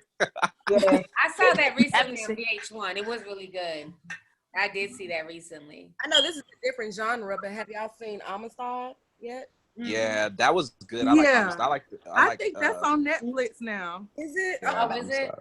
Give I us think it the What's that? Yeah, they brought Shaka Zulu back last summer. I remember watching that. I love Shaka Zulu. It's something about watching Shaka Zulu that's really humbling. I love that. That's like one of my favorite movies too. I remember Yeah, when I it's first like if I want to reset my back in energy, the I 80s, watch it. that was like a big deal, especially Yeah. like in the African community, like here in America. Because I remember like that was like my mom allowed me to stay up and watch Shaka Zulu, and it was like a whole Yep. thing for the weekend. Did you see Cry Freedom? That was it had to be a cultural thing because I Did you- was weird. I was so out you west. seen- I'm all the way in California. That's how it was. Oh yeah. So We all you had to seen sit down Roots, and watch right? that. Yeah, I seen Roots and I read the book too. Mm. Yeah, I read the book when I was pregnant with my oldest son, and then I watched the movie. But the book is really good. Then I found out when I got older that they said Alex Haley, the book He that what? was Alex Haley, what? that That he stole, he plagiarized it. his story. He took it from somebody else. Oh, Lord. Shut up, India. Yeah. Didn't they say the same for I'm leaving J.K. that on. My Rowling? mama want to take me out again. Don't take that off. Yeah. The first few parts were just good, like the last. They have a new a horror movie coming out with Omari Hardwick and Greta Devine called Fame.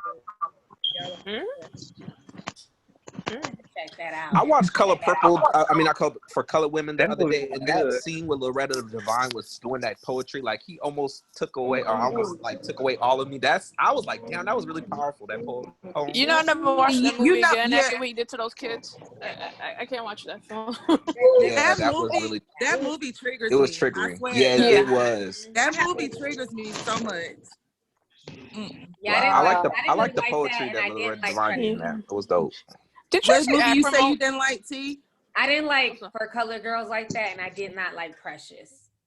I I hate can't watch Precious. Precious again. hate I Precious. can't watch that film. I don't Precious.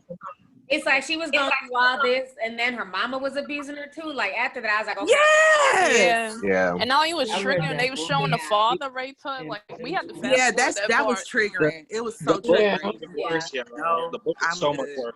Yeah, the book. Yeah, the book is way better. But that's Daniel Lee, isn't it? You spoke about Daniel Lee already, right, T? And you watch your face, baby girl. Yeah, Daniel Lee has some issues. Yeah. Where his mind goes with stuff, he goes to like a really dark place. I think more time Daniel Lee, but it's Lee Daniel. Sorry, I just thought about Lee Daniel. Lee Daniel. Oh man, did y'all I see didn't like the Acrimony? Butler either. Did y'all see Lee Acrimony Daniels with played the Butler, Taraji? right? Yeah, I like it. I didn't like the Butler. Acrimony was not that good. Impressed with It's pretty good. The idea was good, but the execution wasn't. Yeah. Right. Agreed. Well, Tyler I Perry haven't seen it. execution has always been awful. Did y'all see The Blind Side? I like it. Yeah, The yeah. Is Blind that the football what? movie? Okay. Yeah. Yeah, that was good. That was a true story. Yeah. And then something happened with them like a few years ago. I remember doing a story, like a follow up. Oh, the mother, right? Something with the Yeah. mother. Yeah, it was something that happened with them. Yeah, I know he said they over dramatized like what happened. Mm-hmm. I was up there doing all that. That baby got over with the T, this is Alana. I hate to interrupt. My son wants to say hi. He's been waiting the whole time to say hi to you. He's a fan. How are you? Hi. And, Oh, so he's been in the Zoom meeting having fun with us. Good night, little boy. I told you, say good night, and that's it for you. He says good to meet her. Hi, how are you? Hi. Hi, nice to meet you. Hi. You are adorable. I gas him up. Don't do Now, how old are that. you? Fine. The other one, not so much. How old are you? About 8 or 9. You're close. I'm 7. Oh, okay. See? Very nice. Little chocolate boy. Oh. Oh my All right, that was a deal. Now he got to go to bed. Okay, hit the bed. Oh, good night. Thank you. You're welcome. You're welcome. It grows so fast. I see so fast. Yeah. So you guys, we've been on here. It's almost 9. So I'm gonna go ahead and get ready to shut down. But we can always finish the conversation in the Discord. So thanks guys for joining me this evening. I really had a good time with you guys here, and I think we got a lot off our chest and we covered a lot of different topics. So this was really good. We will definitely do this again, like in a few days. Oh yeah, definitely. Oh yes. Really, It's so fun. Yeah, it's no, fun. this I mean, get away from like life and C19. I'm going back to Discord. Right. I love Discord. Absolutely. Me too. I love your live streams. Good. I'm really happy. Yeah. Like it's like But it's like It's like oh, sorry. After party. So every time you do a Discord live, we just go to the after party. Right. Y'all be in there chatting away. I be cracking up, but no. Yeah. So yeah, I'll see y'all up in there. I'm gonna go ahead and get me something to eat and everything. But Bye. Bye, y'all. Thank you again. Bye, Good night, everybody. all right, Bye. y'all.